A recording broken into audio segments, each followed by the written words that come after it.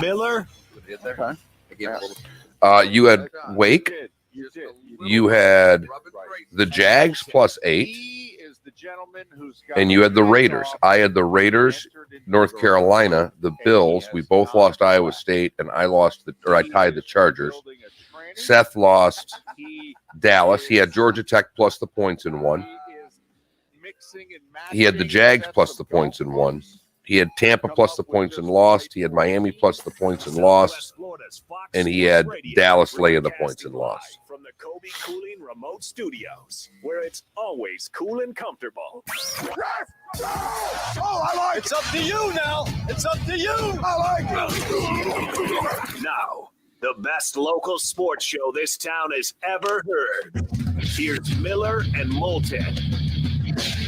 You're live.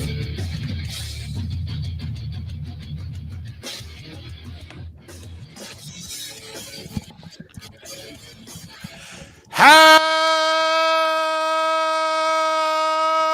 the heck are you? Miller and Moulton on this glorious Monday as week 1 of the NFL continues, and what a terrific sports weekend it was. Hope your weekend went okay despite all the rain. Hope the football got you through. Miller and Moulton, Southwest Florida's Fox Sports Radio, streaming at millerandmoulton.com and broadcasting live once again on the Miller and Moulton YouTube and Twitch.tv channels.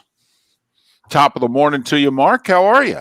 I'm good, Giro. Sorry about that. That happens after a weekend, and I try to fix things and set things up and move 17 TVs down to the living room, and sometimes the volume button got missed there. So my apologies for that little moment of dead air, and you didn't get to hear the most glorious words on a Monday morning, which are how the heck are you, unless you're listening on Twitch. But, David, you got 2 in you from the Ritz?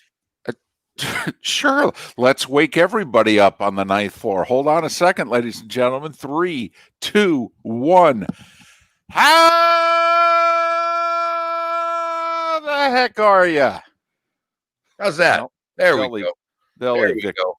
they'll evict me sooner rather than later now. Charge them more for that omelet again. I dare you. I was going to say the $17 omelet just went up. It just went up. But I understand pretty much from the moment that I left Southwest Florida on midday Saturday, it's been raining. David, let me tell you one thing that we do not want to talk about on this show today. And I know you love the damn weather, but there is nobody in this audience that wants to hear a damn thing about the weather, because for 18 minutes yesterday, 18 minutes in the third quarter, this hack third-rate weather guy on Fox walked in a circle for 18 damn minutes. Someone's on a roll. It was Allen Iverson practice. Water spouts? We got water spouts? All we of had a sudden. Tornado warning, David. We had a tornado warning yesterday. Now, that's a big deal. You bull. It is. Okay. We had no tornado warning on land. We had a tornado warning in the Gulf of Mexico. So all 4 networks freak out. I get it. That's what they're supposed to do. Now, if it was going to go anywhere, it looked like it was going to be near St. James City. But for 18 minutes on the air, the man talked in a circle. No. He just kept saying the same thing. Well, it's really not that big. It's unusual to have storms like this, but I don't think it's going to be a thing. But yet, maybe we should take let me snort 3 more times into the air, because no one wants to feel my sinuses. I want you to just touch them through the air. And then after the 18 minutes, the anchor butts in to tell everybody that, yep, we're getting your calls, we're getting your emails, we're getting your tweets, but I don't know what to tell you. We've got water spouts. And people were my phone this morning is still getting tweets and replies to comments I made yesterday between 6:30 and 7 o'clock about the weather guy on Fox. So, David, I love you. And I know you said you left and it rained. Nobody wants to talk about it anymore. I was just trying to be polite, because I understand that apparently it's no longer rain, Mark, it's precipitation. And secondly, here's how I knew something was going on. When my phone starts blowing up in the middle of a game. That you're working? And most everybody who's texting me knows I'm working. So why is it that they're reaching out to me? But when one of the texts literally was, can you tell me what has happened for the last 10 minutes? I'm like, what in the world is going on? Back in Southwest Florida. What do you mean I have to recap what just happened over the last 10 minutes? How could you not see? I mean, for all of the bad Bucs teams that have been shown on Fox 4, they've got to be showing this game, right? And I'm thinking, is there a power failure? No power failure. No. What's going on? No, apparently, David, what they have now is what they showed us on TV is this graphic of very small rectangles, okay? It's some sort of a chart that's how they tell which way the wind's going. So, and I'm not joking, David, they're giving you the radar, and then they are closing in on 600 square feet, and there's a red dot. Look, that red right there. See, that shows that the wind's starting to swirl. We may have a water spout there. Oh, okay. All right. And I mean, David, you're taking, think about taking the radar shot that's got I got it. Captiva, St. Pine Island, and a little bit of Fort Myers Beach.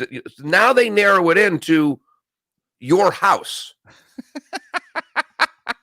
And it's a red or a purple or a pink rectangle. And that's supposed to tell me take cover. And So I had left for the red zone at this point. Now, I'm going back and forth because I'm losing my mind. This is post-pick 6, 17-point game. Brady's now leading him back down the field to make it a 10-point game. Gotcha. And I'm like, you've got to end this soon. And now it's becoming funny. The wife and I are laughing because it's just not ending. So I grab the phone, I start tweeting. It still doesn't end. I go to the red zone because I want to watch the Bucs score. So at least I can see the touchdown and hear Troy and Joe. I switch back. We're still on weather. And when the lady jumped in to say, this is an emergency, this is a big deal, and basically, we don't give a damn about your texts, we don't care about your emails, we're doing weather. This guy's never had this much airtime, and he'll never in his life get this type of audience again. Don't ruin the man's moment. And he does what any good broadcaster should do. He read the room 15 to 16 minutes too late, but he finished with, go Brady, go Bucs. Okay.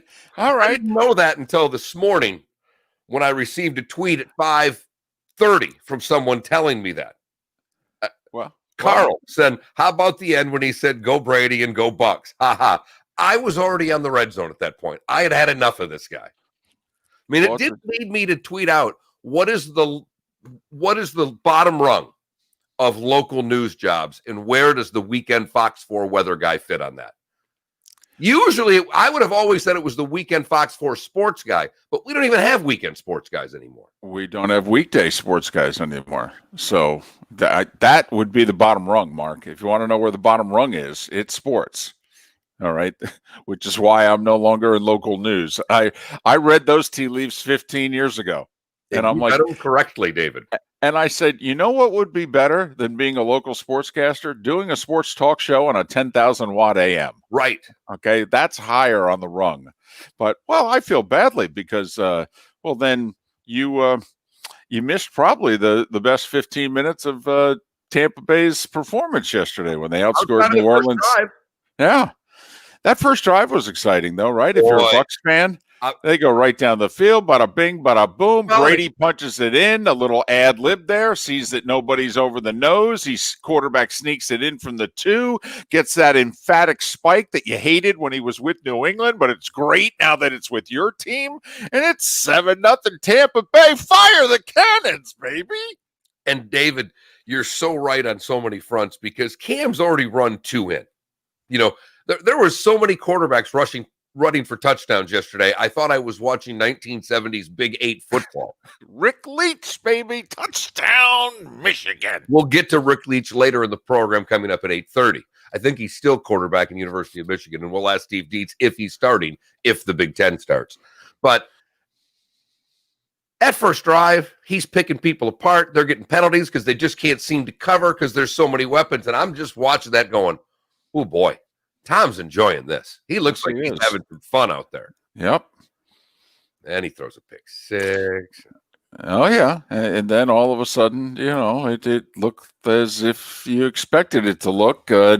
New guys, new offense, and the other team's been around a while, and they're better than you anyway. And so they had as much trouble covering or tackling Kamara with Brady as they did without Brady. You know what's so funny is Kamara had 2 touchdowns, nearly had 3, and yet he had 30 total yards in the game. I mean, here's what was remarkable. Heading to the fourth quarter, Drew Brees had 94 yards passing, and Tampa's losing. Now, if by chance on Friday we were doing this show and I said, Mark, I have a crystal ball, all right, they gave it to me before I hopped on the plane to go to New Orleans.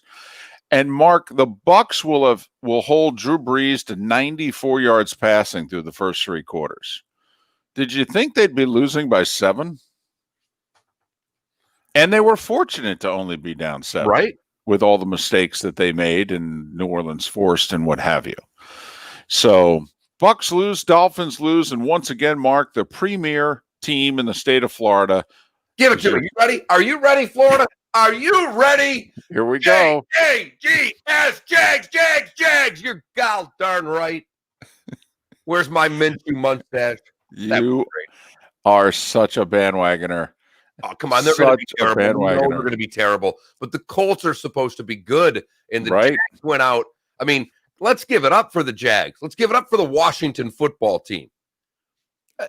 There were some good wins yesterday. And you mentioned this on Friday. Week 1, a bad football team can beat a good football team. And here comes, and you had Washington. So I pay attention to our bets and our picks. And when we go out on the we go out there a little bit. And with the Washington pick, that was out there a little bit. Yeah. You know what? They're down quick. 17-0 in the late second quarter. And I mean, Carson Wentz came down on the first drive and bing, bang, bang, bang, boom, threw it all over the place. Now, wait, how'd that go? How'd that go again? You sounded like Ditka there and kicking and screaming. That was fantastic. I feel like him right now. More coffee, Mark. That's the moral of that movie. When in doubt, more coffee. French press, gang. French press. Don't ever do anything differently. But they marched down, and then I'm kind of paying attention for fantasy reasons and other reasons, even though I didn't have anybody in that. But I'm looking around going, well, I'll be damned. They couldn't run the ball. I mean, Washington's front seven's pretty good, but they're throwing it everywhere they want. And they did, but they couldn't run the ball. Nope. And eventually, if you can't run the ball and you have a bad offensive line, problems will happen. And 8 sacks while leading most of the game. 8 sacks. That doesn't bode well. By the way, next up for that Eagles offensive line, Aaron Donald and the Rams defensive front. Who, in case you missed it, just got done beating the Cowboys a couple of minutes ago. And a very curious decision. Mike McCarthy, when you were the coach of the Green Bay Packers, were you down 3 in the fourth quarter and had the ball inside the 10-yard line, 4th and 3, and you passed up the tying field goal? When you were the coach in Green Bay, did you coach like this? Could you help me out here? And David, hello, the field goal's worth 3 points still, right? You're down 3? If it were Brady and Breeze and they're going up and down the field and no one's stopping anybody and there's 3 minutes left and you're going, if I kick a field goal, I'm going to lose. That's one thing. But this is a 2017 game where points are at a premium. I mean, we're under 40 for a total in the National Football League. They don't make over-unders that to get a game that's a 42 is a low. Vegas tells you that's a low-scoring game. They had scored 3 points in a quarter and a half. You're inside the 15-yard line there. It's 4th and 3. Kick the damn field goal. What's wrong with being tied? It's better than losing, right? Sure, we'd all love a touchdown here. I don't know what to tell you. It's 4th and 3. All right, you got time left. I mean, that's you saying we're not the better team. I need to go for it here. This is going to be my only chance to score. What? Kick the field goal, tie the game. All right, let's go. Put the pressure on their offense to do something. Now, I will say this. And we did mention this for weeks leading up to yesterday. We were curious as to what the level of play was going to be. I think we can all agree we don't need to see another preseason game. All right. I mean, the level of play, I thought, looked every bit as good as it normally does for a week one. In fact, I got to be honest, I thought the tackling was better. Here's my thought on that, David, and I think you're 100% right. And you touched upon it. There was one line in there that's the most important part of it. Because the football was not great football in week one. But what David said is the key part. You go back and compare 2020 week one to 2019, 2018, 2017, 2016, and you tell me where you find the difference. Was football sloppy across the board in a lot of areas? Of course. It was week one. Remember, with all of that preseason, they don't play in week 4. They don't play in week 1, and they don't play much in week 2. They play 3 quarters in week 3. Yeah. So it's done. But the one thing that we worried about, because Mike Pereira had said it, that I worry about the officiating week 1. And the one area, at least in the Bucs Saints game, that I thought they were calling it tight, especially early, they called pass interference pretty tight. And last year we were used to them letting it be pretty loose. Maybe it was because they had replay that could overturn it in either direction. But I thought they were calling pass interference a little tight. I did think the Cowboys got absolutely hosed with 30 seconds to go in the game last night. They completed a long pass. They had 1st and 10 at about the 15-yard line with about 25 seconds to go in the game, down 3. And it was called offensive pass interference. And that was the game. And I mean, this was a 50-plus yard pass play. And it was the game. They at least would have had the tying field goal, unless, of course, they had the Cincinnati Bengals kicker. And of which an maybe OPI and that maybe right have to kick that. Right. AJ Green, in my opinion, completely pushed off. I mean, when you see the shoulders of the defender go backward, right, that's a push off. And Jalen Ramsey kind of had an NBA flop, quite frankly. All right, and he drew the offensive pass interference call, and most of us think it was a bad call, and the Rams end up winning the game. But all in all, if we had had a full preseason, could we have been any happier with the product that was delivered yesterday? Never mind the closeness of games. Chargers, Bengals decided by 3. Cardinals, Niners decided by 4 with San Francisco inside the red zone to end the game. Vegas rallies in the final 5 minutes to beat Carolina. A game, by the way. Look, bad football teams, okay? But that went back and forth the whole game. I had that game on the entire second half. It was entertaining. Yeah, Christian McCaffrey, who's just a great player, and Jacobs was a beast yesterday. The Rams beat the Cowboys by 3. Jacksonville over Indy by 7. Bears over Lions by 4. I mean, Washington rallies from a 17-point deficit. Pass if he's wearing black and red. I'm sorry, what? Swift catches that pass if he's wearing red and black. Oh, my goodness. That's an SEC ball that you catch, and that's an NFL ball with the Lions you drop. Listen, it is. That's Lion football. If you don't believe that there's something to being a Lion or a Bengal, watch the final 20 seconds of both of their games yesterday. Matthew Stafford leads the Lions down the field after his team has blown a 10-point lead. And he threw a bad interception. Okay, they were in that spot because he forced the ball into a bad spot and threw an interception that cost them the lead. So I don't feel badly for Matt Stafford at all because it was his fault in the first place. I do. He plays a terrific game. He makes one throw, and now he's losing. Okay, so he leads them all the way down the field. They run the perfect play. He gets a wide open as his running back in the end zone for the game-winning touchdown with 6 seconds to go, and it hits him in the hands, chest high. In the hands, chest high. And he lined it. And he drops it. Meanwhile, then there's the Bengals. all right, in which Joe Burrow, because it's a new era in Cincinnati and we're going to do things differently now, and he leads them down the field and he throws the game-winning touchdown to A.J. Green, only for A.J. to be called for offensive pass interference. Most people agree with the call, but still, all right, in certain situations they let him play. They didn't because it's the Bengals. All right, and so now we have to settle for a 31-yard field goal. And have any of you ever tried to kick a field goal? All right. That's what the 31-yard field goal attempt looked like by the professional kicker for the Cincinnati Bengals, who apparently blew out his knee or his calf or something on the way to kicking the ball. But if you've ever just run out onto the field and they place the ball and try this extra point, try this 25, 30-yard field goal, how we would kick the ball, that's how that field goal looked. Unbelievable. The Lions and the Bengals in the final 30 seconds of regulation. All right, the sports gods looking down going, see, what I tell you, even I can't fix that. They're the Lions and the Bengals. I don't know what to tell you.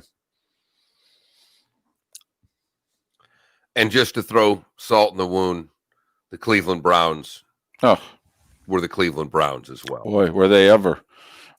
Browns, Bengals, Thursday night, baby. NFL Network. Already looking forward to it. As well you should be, David. Already looking forward to it. But man, oh man, I thought week one of the NFL delivered. I thought. Bunch of close games. All right, Cam Newton and the Patriots just continuing their winning ways. I will tell you, David, from my living room, it was a first because of the new computer monitor I have here. Was able to split that into 4 games. I had all 9 games running live in the living room. Did you really? Yes. Look at you. Oh, my 2 goodness. computers, 4 television screens, 9 games. I'm just going to start calling you Park Avenue now. Okay? You're just sitting there watching everything that's going on in the league. I myself, for most of it. The wife and daughter were doing their thing till about 3. They came for about the second half of the first games and then the 4 o'clock games. When we broke it down to just the 3 televisions that were needed. Well, or the water spout. Miller and Moulton. The starting 5 We get your emails. We got your calls. We understand that you want to watch football. We don't care. There are water spouts, people. Water spouts. Go Bucs, go Brady. 479-5551. 479-5551. You're not getting those 18 minutes back, folks. You are not getting them back. On the Williamson Brothers Marine and Roofing text and talk line. Feel free to text in about the weather or the football, whatever it is that is on your mind. Miller and Moulton. Starting 5 is next. We got a good show lined up for you today. Roy Cummings will join us in about an hour to talk about the Bucs Saints game. And then Steve Deace will join us in the final hour of the show to talk about, are we doing this? Are we really doing this? Are we finally doing this? That one yesterday, too. Are we really going to have Big Ten football? Or is this just the longest tease in the history of sports? Steve will join us in a couple of hours with that. Starting 5 next, Miller and Moulton. Thanks for waking up with us on this Monday morning, Southwest Florida's Fox Sports Radio. Get ready.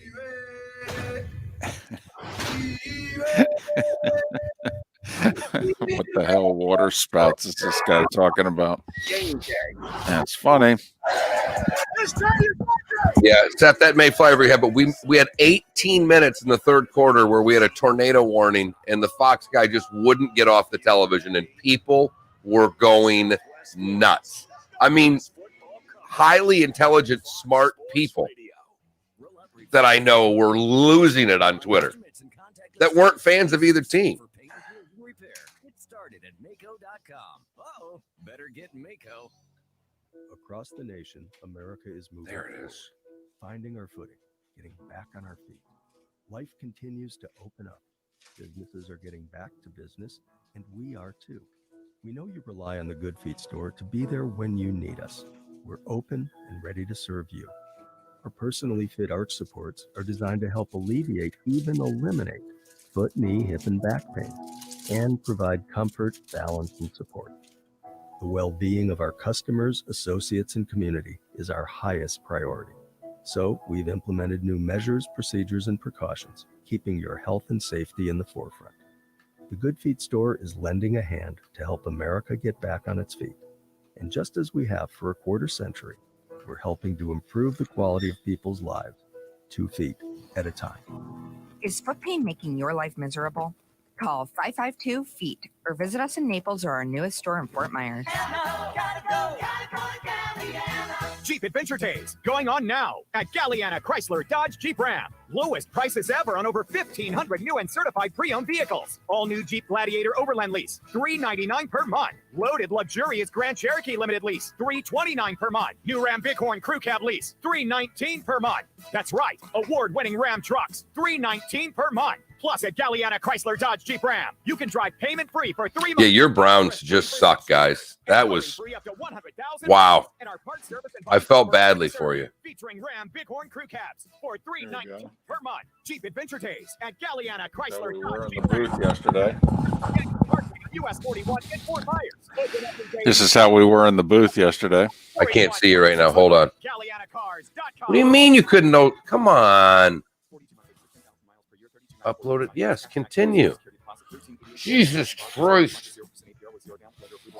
Listen to the Dan Patrick Show at work. Never boring. Oh, nice. Streaming 24/7 at I'm going to FoxSportsFM.com. fucking snap. God damn it. Has the little blue pill let you down? Our expert medical staff at mymensclinic.com will help. Guys, if you're suffering from ED, we can fix it. Even if you've tried Viagra and other drugs and they've failed you, we will help. Studies have shown that we offer the most effective non-surgical treatments for ED, even if you have other medical conditions. They're generally no problem. We know that hearing, we can try. Top of the morning to you, Foot and Fan. What you want to hear is wow.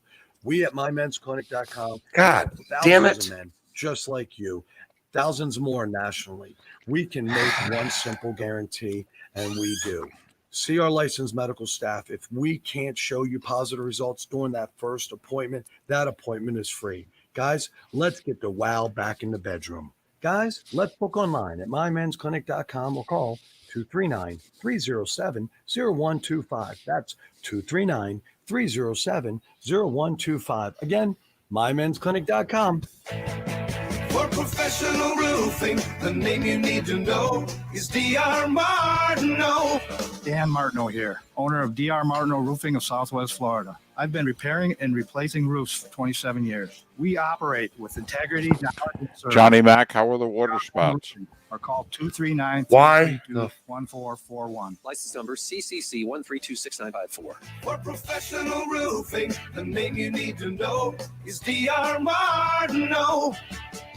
Pool need a checkup? Call the doctor, the pool doctor. Hi, Dr. Mark here. Your old pool pump is an energy hog and likely your second greatest user of electricity. We'll install a new Pentair energy-efficient pump, saving you over $500 a year. Got it. We're a family company, and for over 40 years, we've been doing business. Your Knowles suck. Oh, wow. I mean, I'm sorry, Bingham. I'm not trying to give you a hard, but holy shit, how does that happen? I'm watching Danny Cannell's tweeting out these potums. It's like, Danny, stop it. You get beat by Georgia Tech. Not only that, you blocked 2 kicks and you forced 3 turnovers. You're live.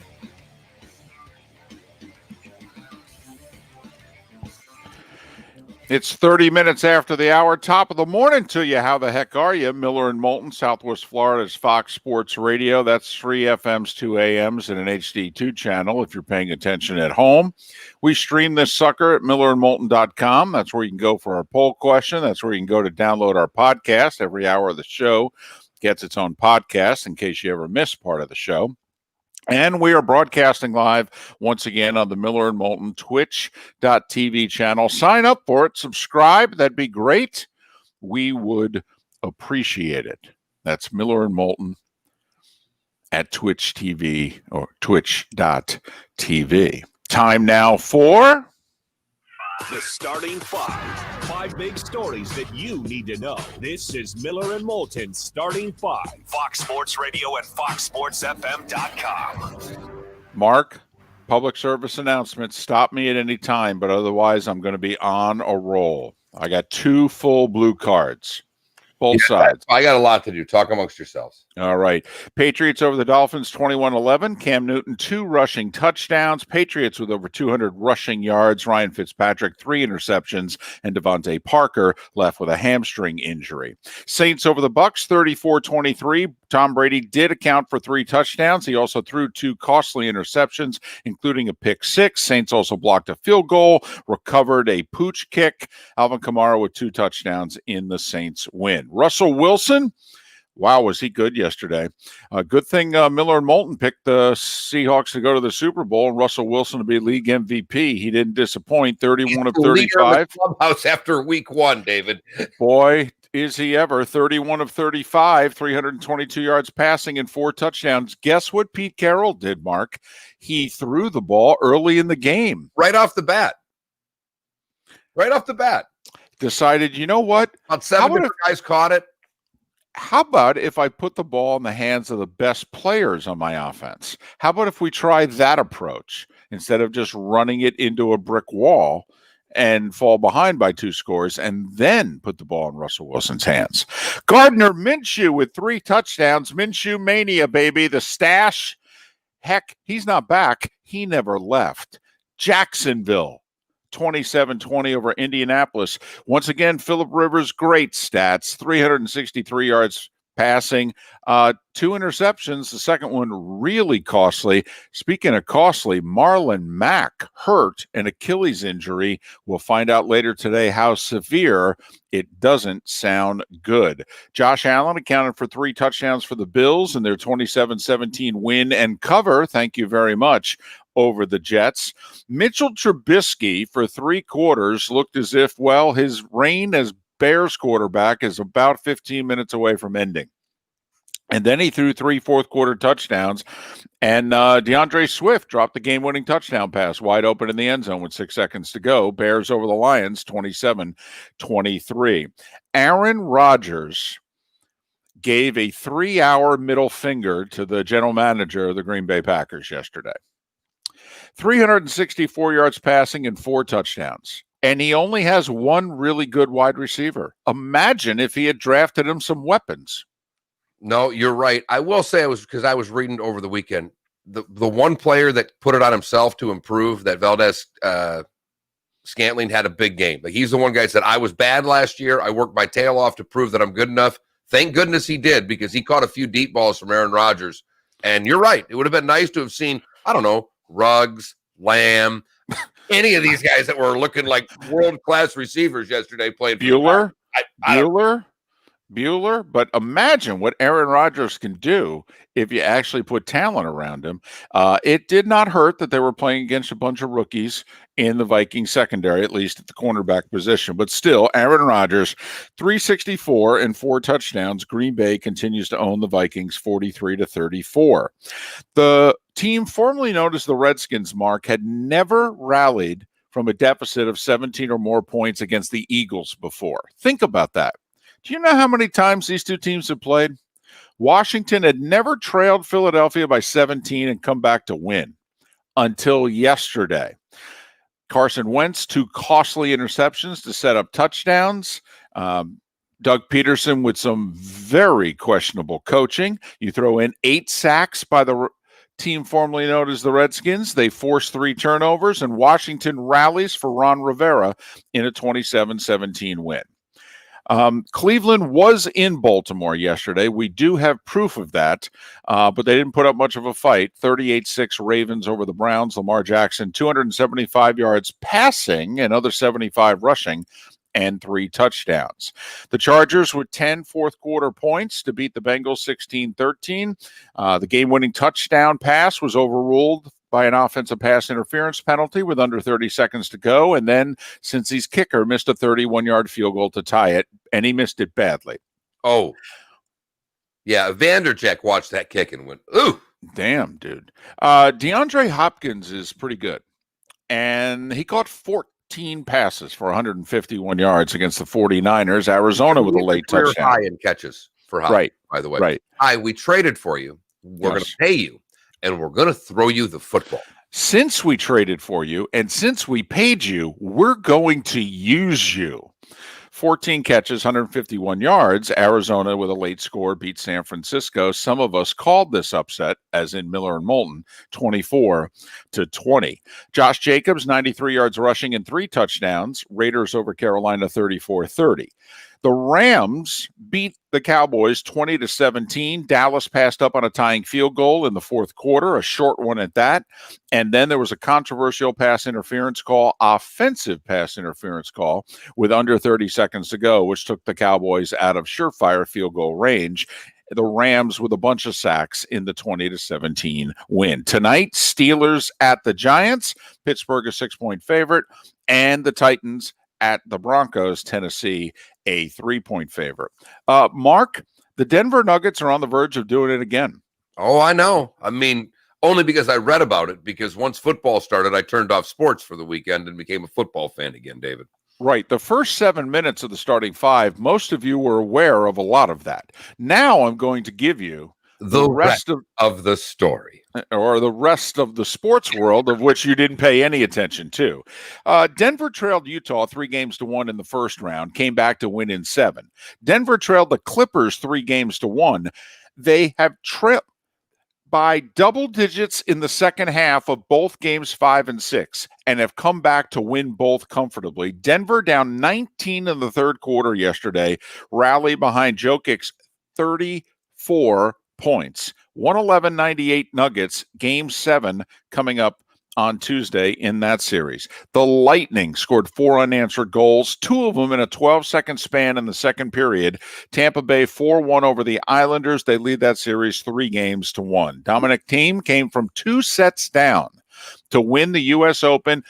5th set in a tiebreaker, his first ever major. Brad Keselowski was a winner in NASCAR at Richmond. Ross Chastain, the Xfinity Series, raced twice at Richmond, Friday and Saturday. Ross finished 5th on Friday and 3rd on Saturday. That's what he does.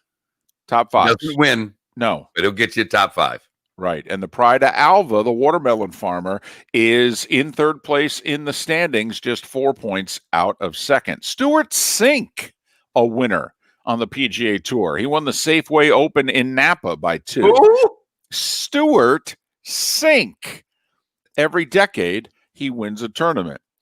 Major League Baseball, huge day for the Marlins yesterday. A type of day that, quite frankly, could put them in the playoffs. They swept a doubleheader from the Phillies. Mark, yesterday was doubleheader sweep day in Major League Baseball because the Padres swept the doubleheader from the Giants.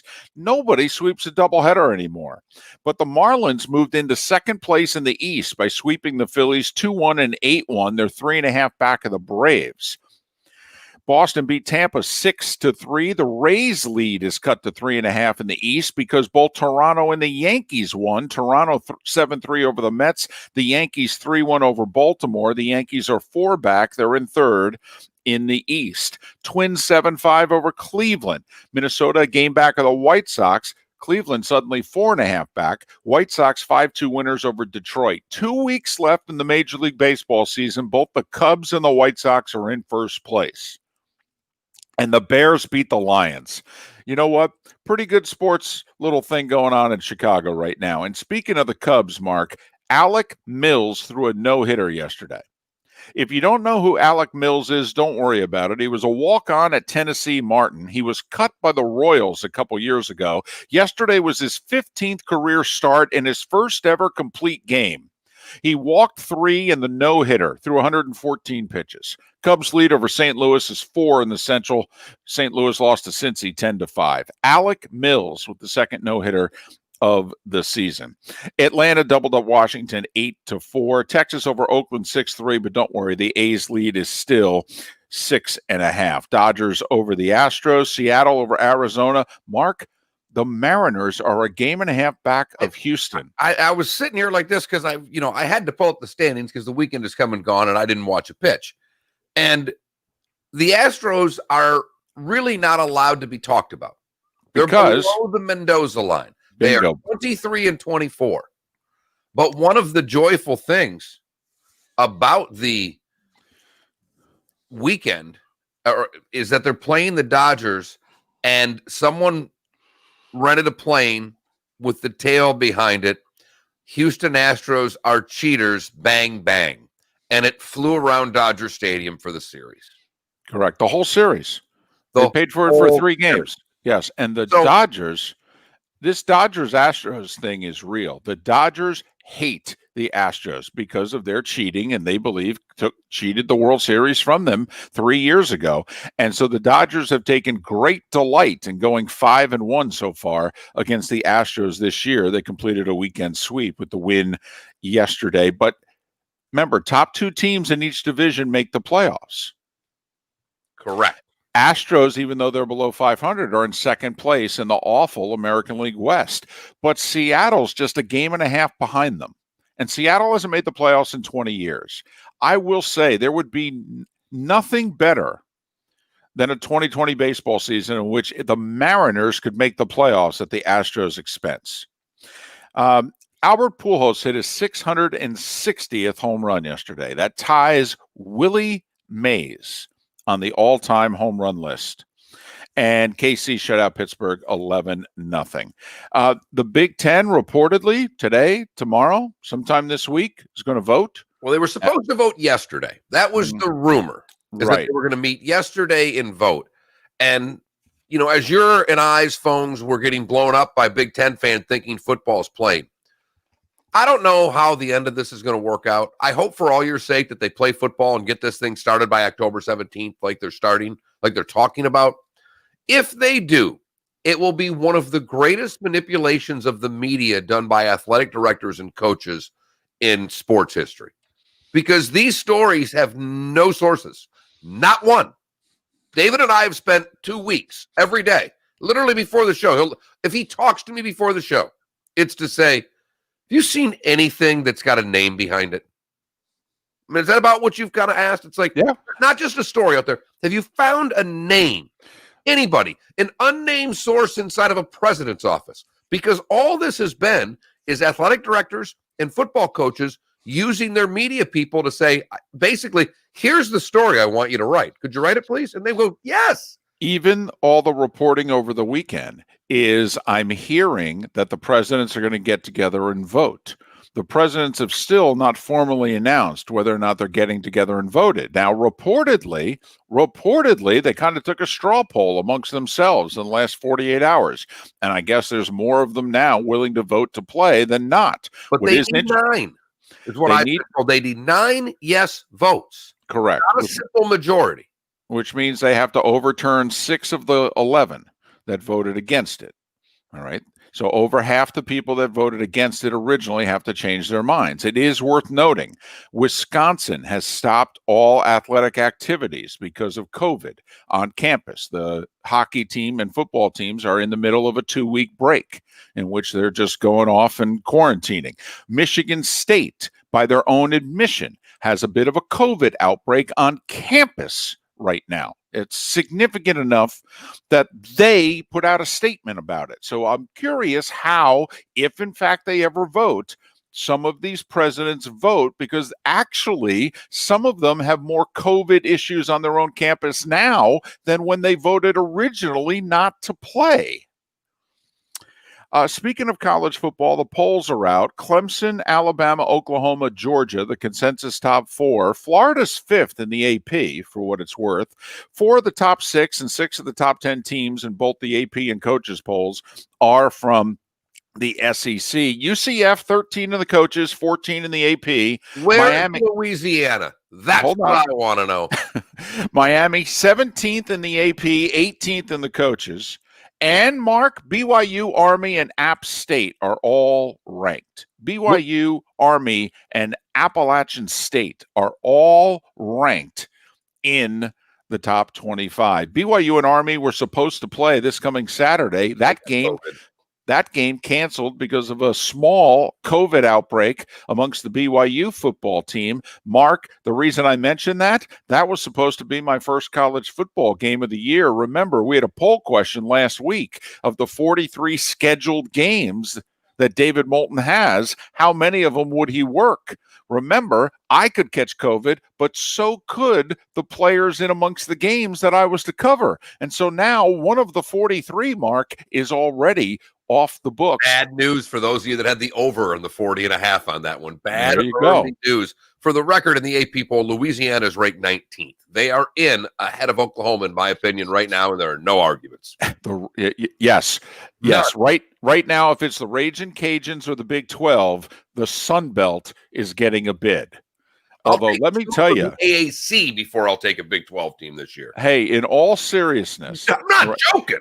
If Oklahoma were to lose a game based on what the Sun Belt did to the Big 12 over the weekend, and the fact that Houston Baptist was a 2-point conversion away from winning in Lubbock against Texas Tech.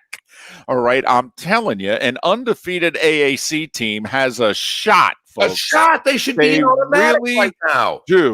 They have a shot if Oklahoma loses a game in the Big 12 because, man, oh, man, that conference week 1 was not good. I'm going to pull a Moulton. There's a lot to talk about today, and I'm going to produce right now. There's a good chance that the bonus Twitch hour is going to be exclusively devoted to the Big 12, and I'm not messing around.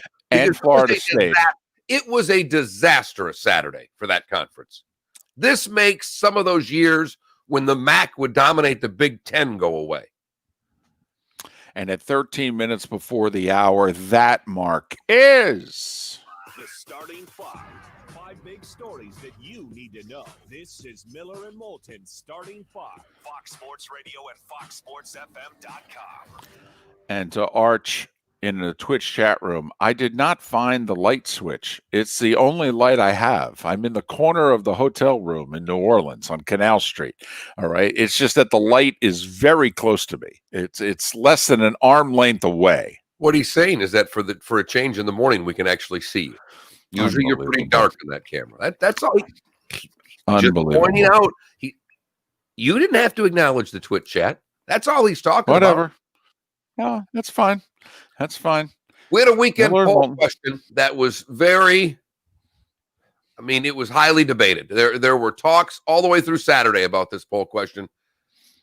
We'll break down the winners, the losers, and the reasons why, and try to come up with something that can equal our weekend poll question on the other side. Roy Cummings talking some Bucs in the 7 o'clock hour. Steve Deace talking Big Ten football in the 8 o'clock hour. Lot to get to between now and then on Miller and Moulton. Thanks so much for listening. Fox Sports Radio, where we stream at millerandmoulton.com, and you are looking live on twitch.tv. Welcome to the program. This is the Dan Patrick Show. I'm not here to overly Louisville, but I do think Louisiana goat rodeoed them in the second half. Yeah.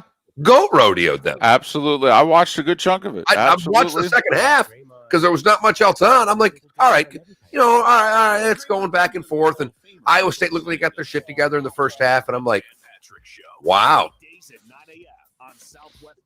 Arch, do you have a newspaper in front of your door? Do they throw the Times Picayune? Is it out there? No, I think because of COVID, they don't do anything anymore. But even when we were there a couple years ago, I don't know if they still had them there, but they have them all at the desk. Yes. Like if you go down to the desk, there's a Journal, there's a USA Today, and a Times Picayune if you wanted to get it. And I just want to figure out how many more times I can say Picayune. Times Picayune. Picayune? Yeah, Picayune. Arch, I bring my own internet. I have a hotspot. We don't rely on any hotel internet. Yeah. Not to mention it's basically a license to get hacked. A full breakfast nestled between 2 sweet hotcakes. At only $3, the new hotcake breakfast sandwich is almost too good to be true. Wake up, you're happy with the new hotcake. And yes, Johnny Mac. That's why I mentioned Sink wins a tournament every decade, because in 2009 was when he won the British. Breakfast hours at participating Hardee's restaurant. Tax not included. Price and participation. All right. Hardee's presents the new spicy Western Bacon Cheeseburger. It's just like the Western Bacon Cheeseburger with charbroiled beef, crispy bacon and onion rings, and topped with tangy barbecue sauce. But we added spicy jalapenos and melty pepper jack cheese. We took a burger that was already delicious and spiced it up. But I put this on for everybody because this is how we looked in the booth for those not named Joe Buck and Troy Aikman. Cheeseburger at Hardee's. Feed yours. All right. Limited time only at participating Hardee's restaurants. Participation may vary. You should be driving a Kia from Galliana. Galliana Kia. Why? Why pay more for a used car or truck? Model year-end sales event at Galliana Kia in Fort Myers. 2020 Kia Forte LXS lease, just $49 per month. That's right, a new car for just $49 per month. 2020 Kia Rio, just $13,990. Yes, $13,990. Worried about your credit? Don't sweat it. Galliana Kia has lenders to get almost anyone approved. Plus, we'll take any trade, in any condition, even if you're upside down. Why? Why buy an overpriced used car when you can buy a new car for less? Brand new Kia, just $49 per month. You should be driving a Kia from Galliana. Galliana Kia. Model year-end sales event going on now at Galliana Kia. 1.5 miles south of Daniels Parkway on US 41 in Fort Myers. Open every day, including Sunday. Call 239-481-2600. GallianaCars.com. 24-month lease, 12,000 miles per year, $39.99 to sign plus tax, title, dealer, and acquisition. 0 to 30 deposit, lender approval, expires on cash. It's Miller and Moulton at home on your Amazon Alexa. Just say, Alexa. Receiving. Over. Play Fox Sports FM on TuneIn. We are Fox Sports. Has the little blue pill let you down? Our expert medical staff at mymensclinic.com can and will help. Guys, if you're suffering from ED, we can fix it. Even if you've tried Viagra and other drugs and they've failed you, we will help. Studies have shown that we offer the most effective non-surgical treatments for ED. Even if you have other medical conditions, they're generally no problem. We know that hearing we can try again next weekend is tough. And what you want to hear is, wow, we at mymensclinic.com have helped thousands of men just like you, thousands more nationally. We can make one simple guarantee, and we do. See our licensed medical staff. If we can't show you positive results during that first appointment, that appointment is free. Guys, let's get the wow back in the bedroom. Guys, let's book online at mymensclinic.com or call 239-307-0125. That's 239-307-0125.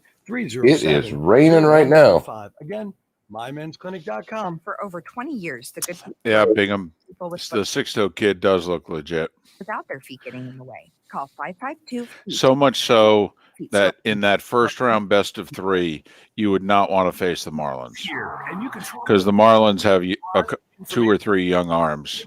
They could steal a best of 3. Home at betonline.net. I don't think they could win a best of 5 or a best of 7, but the Marlins could steal a best of 3. Now we're getting somewhere. No. This is Miller and Moulton. You're live.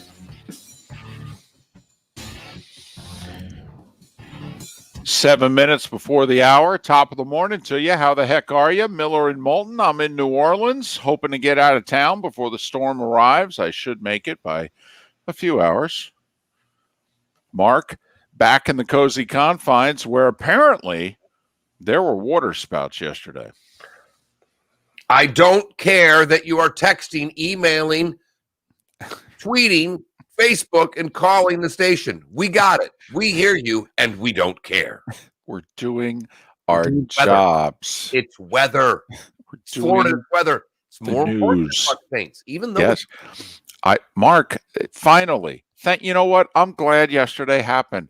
I have been telling all of you nothing is more important than the weather. All right. I was in local news for 20 years. All right. And it's as if that didn't make any difference to all of you, that somehow you knew better than me. When I tell you that nothing is more important than the weather, you found out yesterday just how true that statement was. All right. Tom Brady's debut with the Tampa Bay Buccaneers may be a big deal to Western civilization as we know it, but not to a local television newsroom. Okay. I've been in them. It's not that important. They have eliminated sports. Do you think sports on television means anything to them? Even if it's the National Football League? No. Water spouts. More important than Tom Brady, okay? Not even official water spouts. I mean, he did say at least 14 times. I think that could be a water spout. I think today could be Sunday. let me clear my nose and cough 6 more times. It was just pathetic. I mean, I would have literally, I've got people tweeting, hook him, pull the hook, coach, get him out of there. It was awful. I feel badly for the guy because it's not his call to come off the air. No. He's doing what he's told. Totally. Trust me. The weatherman wants to be on for 30 minutes every day. There are producers. There are newsroom producers that are in charge of this that are saying, no. They're in his ear going, just repeat what you said again. Right. Go over it a couple more times. You got it. You're doing great. Just keep on. Yep. You're good. You're good. I know you haven't had a drink in 18 minutes. Just keep talking. Keep going. Keep going. This drive's almost finished. Keep going. David, the people have spoken. They have spoken over the weekend. And I am a bit disappointed, but not surprised. The question over the weekend was best chain ice cream milkshake, to which many people commented, at least 2 of those items aren't even milkshakes. To which I said, I know I probably should have said best chain specialty ice cream treat, but that was a bit wordy. I figured they would figure it out. And the DQ Blizzard came through with flying colors. 1 minute. 174 votes. They garnered 42.5% of the vote. The clear winner, 10 percentage points above the Culver's Concrete Mixer. Chick-fil-A coming in third, and no one has ever had a milkshake from PDQ, basically. Because it's really good, and they got 2.3% of the vote. And it's way better than the Chick-fil-A cookies and cream milkshake. It's not even close. And I love the Chick-fil-A cookies and cream milkshake. I love it. Not to mention how nice they are to me when I go through the drive-thru to get it. Mark, I don't know if anyone's ever gone to PDQ. Never mind had a milkshake. And their chicken strips are delicious there, too. You say so. Oh, that's a little bitterness over there. Why don't you get yourself a $17 omelet and calm down a little bit? I will. And Moulton. Roy in about 3 hours. Roy Cummings and room service. All next hour on Miller and Moulton. Thanks for listening to Fox Sports Radio.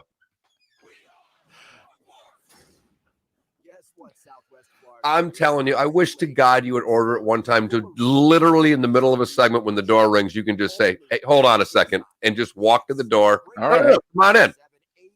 You want to say hi to the folks who are on Twitch? I'm doing a radio show right now. I think that would be flipping hysterical, especially there at the Ritz, because there's no better room service than the Ritz. That's exactly what it'll be worth now, but only at Arch, simmer down. Food is good, but for the pro, where do you eat, Arch? Wawa? I mean, for Christ's sake, it's food. It's a little above fast food. Do you think for the price PDQ should have a maitre d'? Okay, I get he's making it, but I mean, do you think Five Guys is overpriced? And if that's the case, just stick with your 99-cent menu at Taco Bell and McDonald's and don't talk about food anymore. Hey, don't you ever disparage the dollar menu, okay? I mean, I don't get to eat from it anymore, but it will always have just great memories. Great memories. We've got a problem here. Now, it's never as big a problem as the Lakers, but the Clippers might be a better all-around team than the Lakers. What's our poll question? Get everybody on the same page. I don't know. Paul George. More exciting, water spouts or Bucs football? The Dan Patrick Show, weekdays at 9 a.m. on Southwest Florida's Fox Sports Radio and FoxSportsFM.com. This is The Herd with Colin Cowherd. So Zion does not have a coach now. And Whoa. How about most disappointing loss of the weekend? Dangerous job. Because the expectations. Well, I like where you're going, but best win? Because you got to go Lions and Cincy and Eagles. I mean, Florida State. I mean, that's right. They still play football. I keep forgetting. What an embarrassment. The sports station with balls. And you know what? I don't know how much. Like, as terms of football teams, sorry, I'm not saying we don't do Florida State interviews. I don't know if Florida State right now is much more than like the 7th or 8th most popular team down here. Oh, I disagree. I think pro and college. I'm not talking just college. Oh, okay. I'm not even talking just football. Because remember, we had the big debate between who's number 2, Ohio State or Florida State. But I'm just saying, like right now, they're just they don't want to hear us talk about them.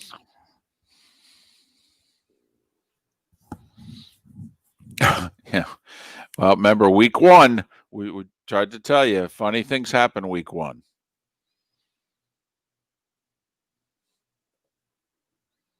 Teams that are going to go 3-13 played really well week 1. It happens. Yes, it was Peter King who picked the Dolphins to win the division. They're not.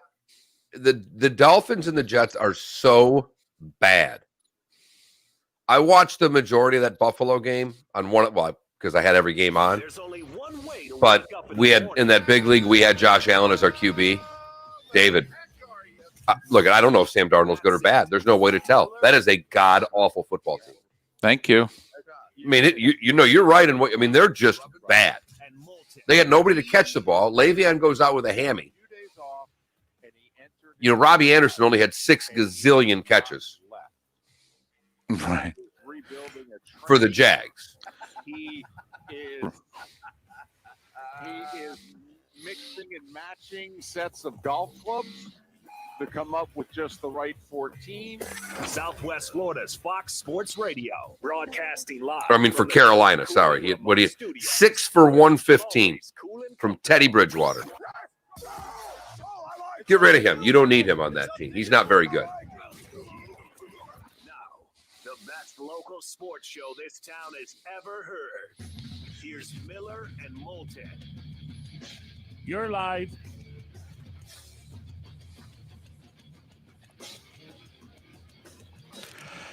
Couple of minutes past the hour, top of the morning to you. How the heck are you? We're Miller and Moulton.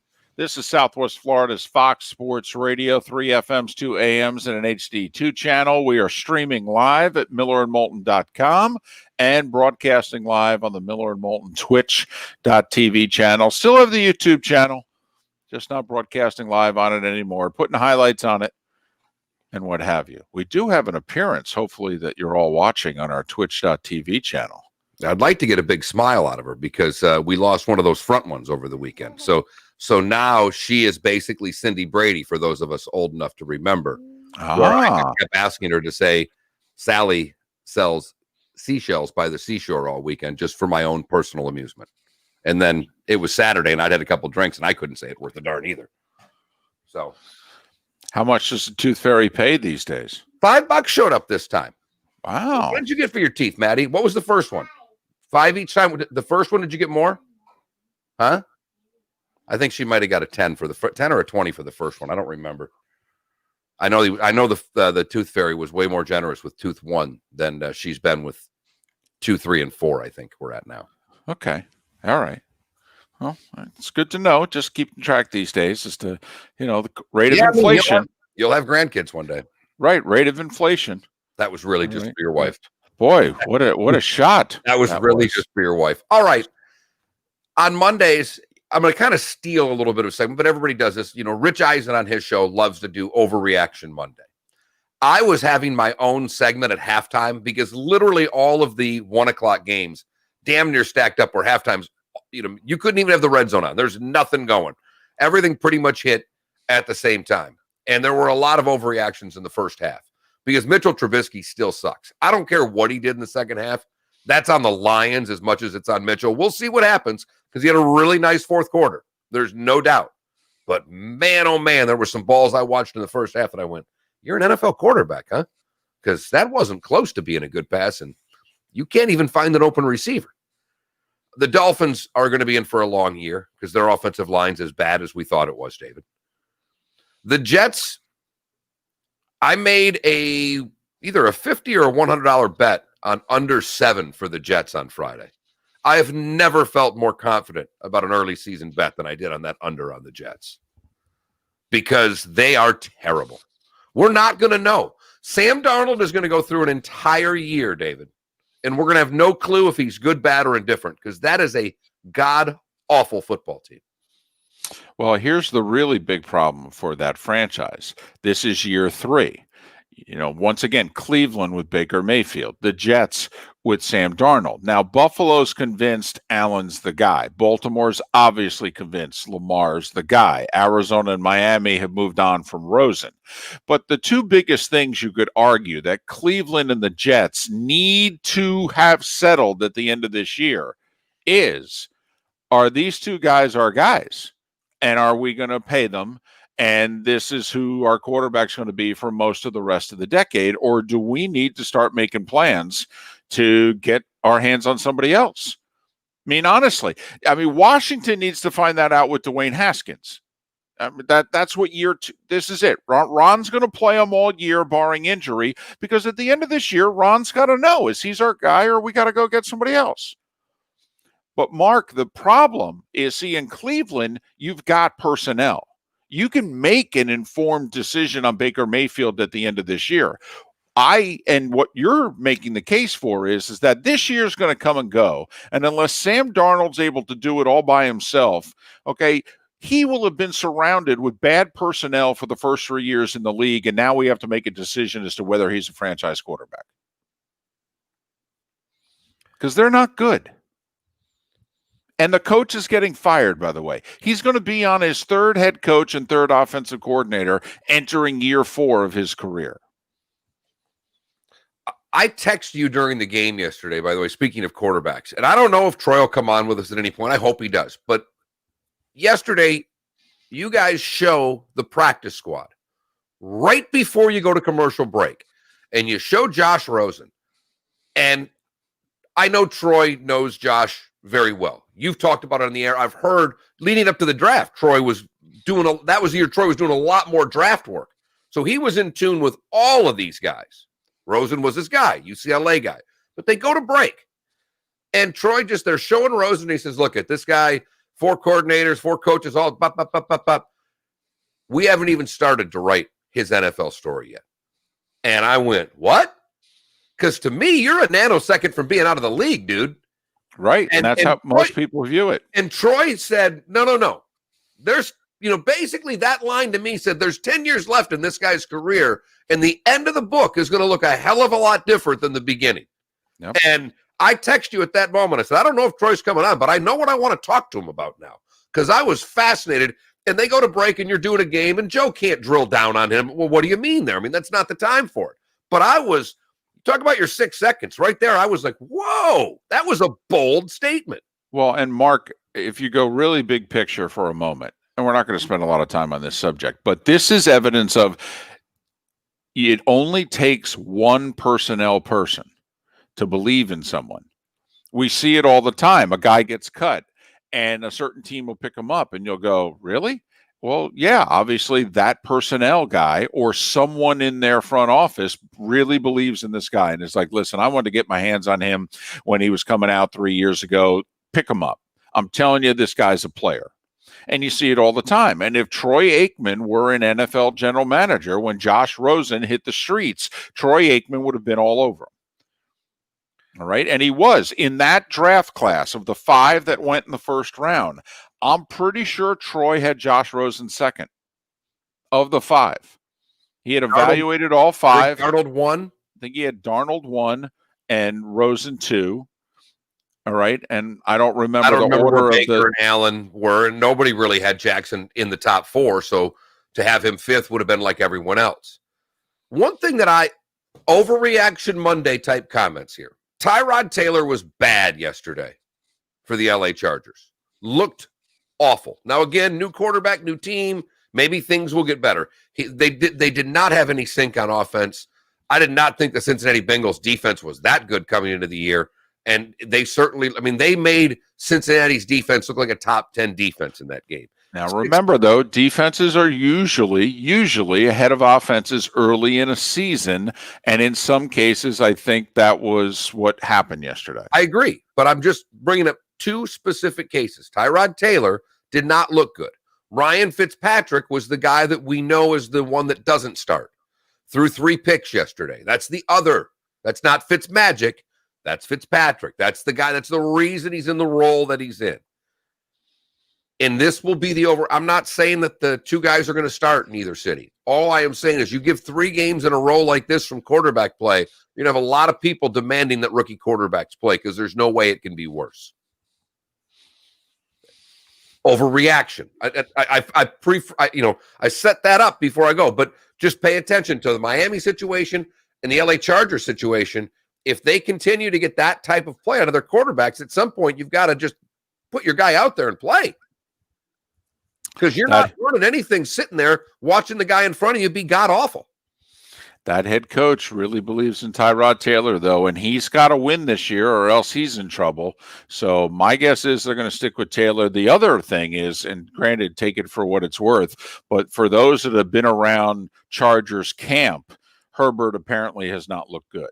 I mean, much like apparently Jordan Love looked terrible in Packers camp this year. Not that, he's going to play anytime soon anyway, but, all right, it apparently was alarming to those that cover the Packers how bad Jordan Love looked in camp this year. Okay. All right. Just store it away. Probably not going to see these guys in 2020, barring injury.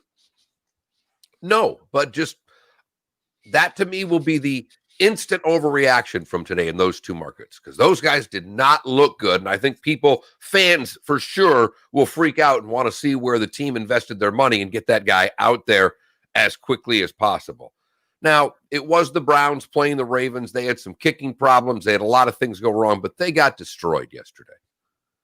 Yes, Thank they did. goodness Cincinnati comes to town.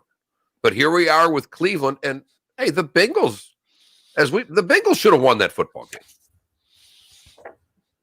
Yeah. Because 4 years ago, hell, by the middle of the year, they might not call that OPI on AJ Green. It was.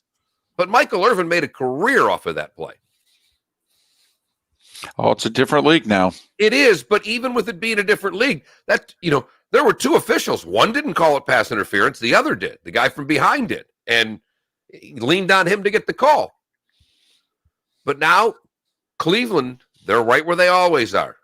They're 0-1. They have incredibly high expectations. Now they get Cincinnati on Thursday night. They have pressure.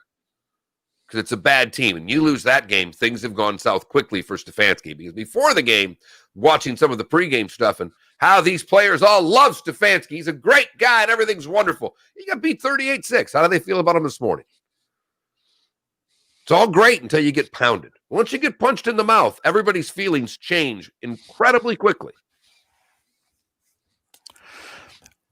For the record, your wife found the joke funny. She let me know. And I have 100 on the under. My guy let me know. Good to know that both your wife and my guy are paying attention to the show right now. My wife found a joke that you made about us becoming grandparents funny. That's exactly what really? She said. Funny. Well, that was the word, funny. It wasn't funny with the middle finger pointing at me. It just said funny. Once again, when I leave town, she's in a good mood. I'm telling you, that guy's over. I'm telling you, the garage guy's over right now. Oh, I know how they groomed. 479-5551, 479-5551. That's how you can chime in via the Williamson Brothers Marine and Roofing text and talk line, 479-5551. Worst loss of the weekend or best win? But we have show. We could go worst loss of the weekend, David. We have not talked about Florida State. We know, with all due, offense, respect, whatever the case may be, we need to spend 90 seconds on the Florida State Seminoles, who jumped out to an early 10-point lead, and after the 10-point lead, proceeded to block 2 field goals and force 3 turnovers and lose. That is really difficult to do. But for as much as the Jets and Dolphins offensive lines still look like the Jets and Dolphins offensive lines, do you know what unfortunately still seems to be the case? Florida State can't find 5 guys who can block anybody. They couldn't block Georgia Tech. They couldn't block Georgia Tech's second string because the game took a long time. A lot of guys played. Florida State can't block anyone. David, and as the late Chuck Noll, and I'm sorry, Mark, as the late Chuck Noll once said, until this game becomes something other than blocking and tackling, let me know. They were not sacked because college football rushing yards get really skewed when sacks come into play. So there were no sacks in the game. I just want to preface this, even though he threw it 43 times, which is remarkable with that offensive line. But they had 109 yards for the game on the ground. And I would say the average would have been somewhere around 3 a carry, if that. And remember, they played most of the game with the lead and couldn't run the ball. And they don't have a quarterback either. No. I mean, this is a 3-year thing now. They can't block, and they don't have a quarterback. So for as much as other areas of the team have improved, because defensively they looked fine. I mean, they look pretty good, actually. But I will say this, Mark, they look much better coached. At least they were organized. Now, they couldn't block anybody, couldn't move the ball, but at least they got lined up. I mean, I know that doesn't sound like much, but that's how bad the last couple of years were.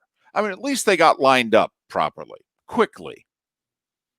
They didn't play. They looked bad. They didn't look sloppy. They didn't look poorly coached. They just looked like they weren't that good. I mean, don't get me wrong. They'd finish in the bottom half of the Sun Belt. Woo! Oh, boy. You're not that far off. But anyway, it needed to be mentioned. I did not want, Mark, Florida State to get away unscathed because they played on Saturday and we're just heaping down on the teams that played on Sunday. We didn't want the Big 12 to go away unscathed today, and we don't want Florida State to go away unscathed today. All right. Danny Cannell, who is the biggest Florida State ACC apologist on planet Earth. I have no problem with Danny, but he's losing a lot of stock quickly when he can rip apart any SEC team's flaws with great precision. Pick apart any part of their game. After the Florida State game, some thoughts on FSU. Was really impressed and proud of the fan support yesterday in Tally. Don't stop supporting the team. Keep attending. Keep rooting. Change takes time. A new staff is teaching new systems, all in a shortened offseason. Team still fights hard. Go Noles. Are you kidding me, Danny? You're supposed to be a football analyst, dude. You lost to Georgia Tech. Georgia Tech picked last by everyone in the ACC. And you had how many turnovers and block kicks? They forced 3 turnovers and had 2 block kicks. Mm-hmm. Right.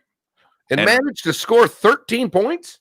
Yeah. And that's after being up 10-0. They blocked those kicks. On the field, looked like, hey, right. No. Yep.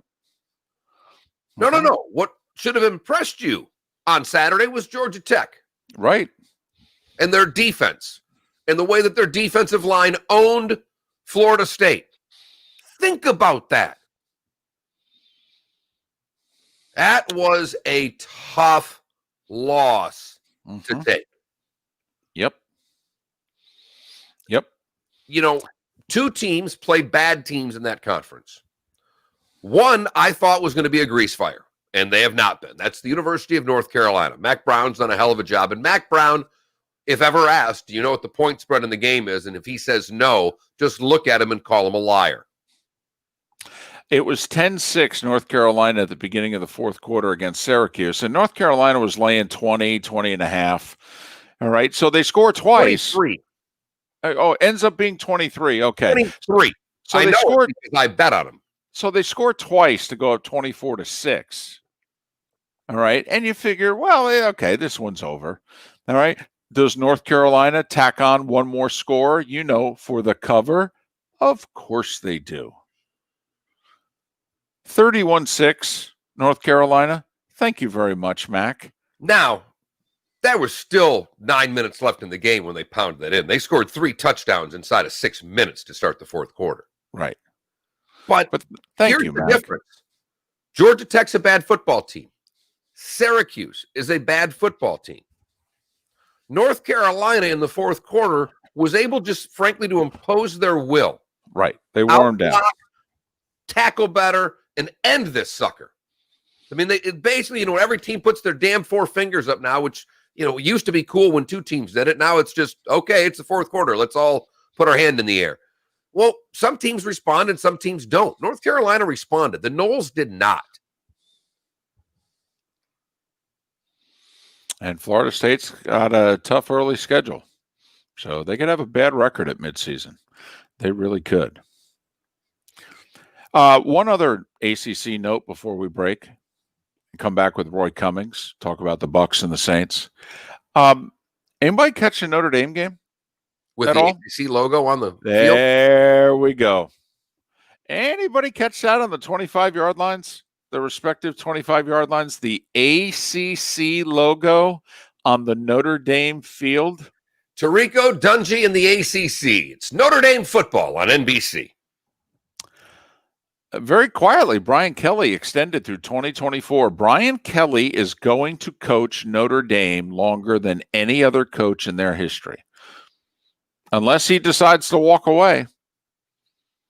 And Brian Kelly's been mentioned for some NFL jobs. All right. And it wouldn't surprise. I mean, Brian Kelly might be on the short list if the Lions job opens up after this year. But very quietly, Notre Dame extends Brian Kelly through 2024. Oh, yeah. And the ACC logo on the Notre Dame field. They didn't have it on their jerseys, though, did they? I didn't notice that. I thought the jerseys were clean. I didn't see the ACC logo on the jerseys. I did not watch a lot of that game. I really didn't, but I did not see it either. But I saw it on the field, and I mean, it jumped out at me. Like whole rest of the whole rest of the field was a blur, and all I could just look at was the ACC logo. Man, oh man. Miller and Moulton. Roy Cummings, he covers the Bucs. The Tom Brady era starts with a loss in New Orleans. Roy will join us in the next few moments. I'm looking very Jameis-like with those two picks, everybody. Yes, he did. Yes, he did. Something's in the water in Tampa, kids. You could hear Jameis on the sidelines in the empty Superdome yesterday. Jameis was loud on the sidelines. You could hear Jameis. Mark, a 75,000-seat stadium in a dome with no one in it. Your voice carries. Oh, I know.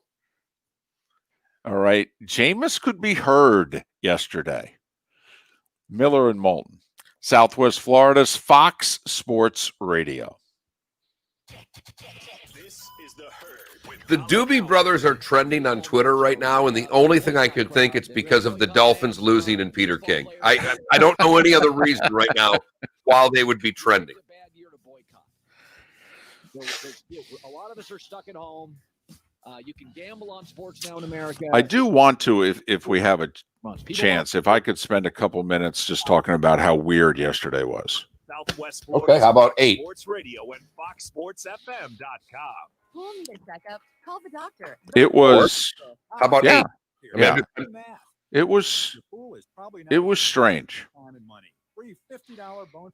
And so I want to ask, I'll ask you as the fan about the crowd noise and, how did it feel to you, our first big football weekend, college and pro, and just the greatest Sunday in the history of Sundays.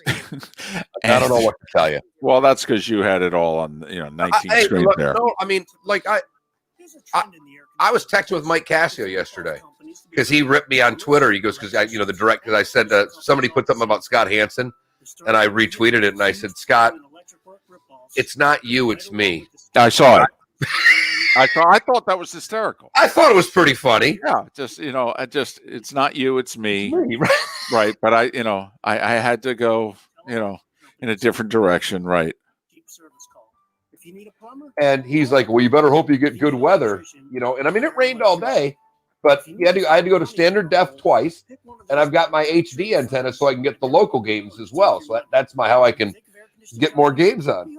And a few people were bitching about the crowd noise. But I don't even, what I found, what bothers me about it now, David, is that if I get up to do something and they play some stupid sound, I'm supposed to learn around, and did something happen? I'm like, Nothing happened. It's fake crowd noise for Christ's sake. Well, like Miller and Moulton fan here says, the fake crowd noise was more annoying than in Happy Days laugh track every time Chachi said, wah, wah, wah. See, that's, one thing being in the booth. I have no idea how it sounded. None. Because, that's just noise. And then we learned to block noise out, really. Although yesterday, man, it was surreal yesterday. I mean, it's 20 minutes before the game. There's no one on the field. And there's no one in the stadium. And I remember Roy Cummings. Common areas and high-touch surfaces. I don't want sanitized common areas. Who the hell said that? I said call Roy Cummings, for Christ's sake.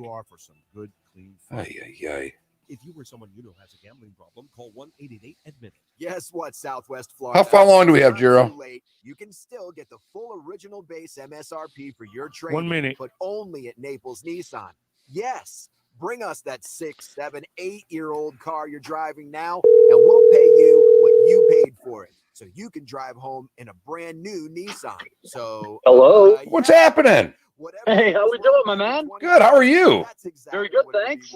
Now, but only at Naples Nissan. We don't care. About 25, 30 seconds, I think, something like that. When you bought it. If it's a 2012. Oh man. Well, so how've you been? I've been good. How about you? I got no complaints. I've skirted the COVID issue, and I'm doing well, thanks. Good for you. Hopefully yep. How about you? Us too. Well, David's in New Orleans. He worked yesterday, so we're he's traveling. We're good. All right, sounds good. You're feeling well? David, that's for you, kid. Roy, I'm doing really well, thank you. I'm glad to hear it, my man. I'm glad to hear it. All right, here we go, guys. You're live.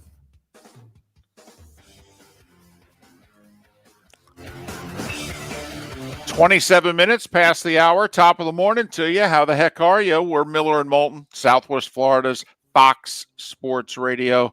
3 FMs, 2 AMs, and an HD2 channel. Streaming at millerandmoulton.com. Broadcasting live on the Miller and Moulton Twitch.tv channel. Don't just be a follower, subscribe. Do away with the commercials. Interact with us.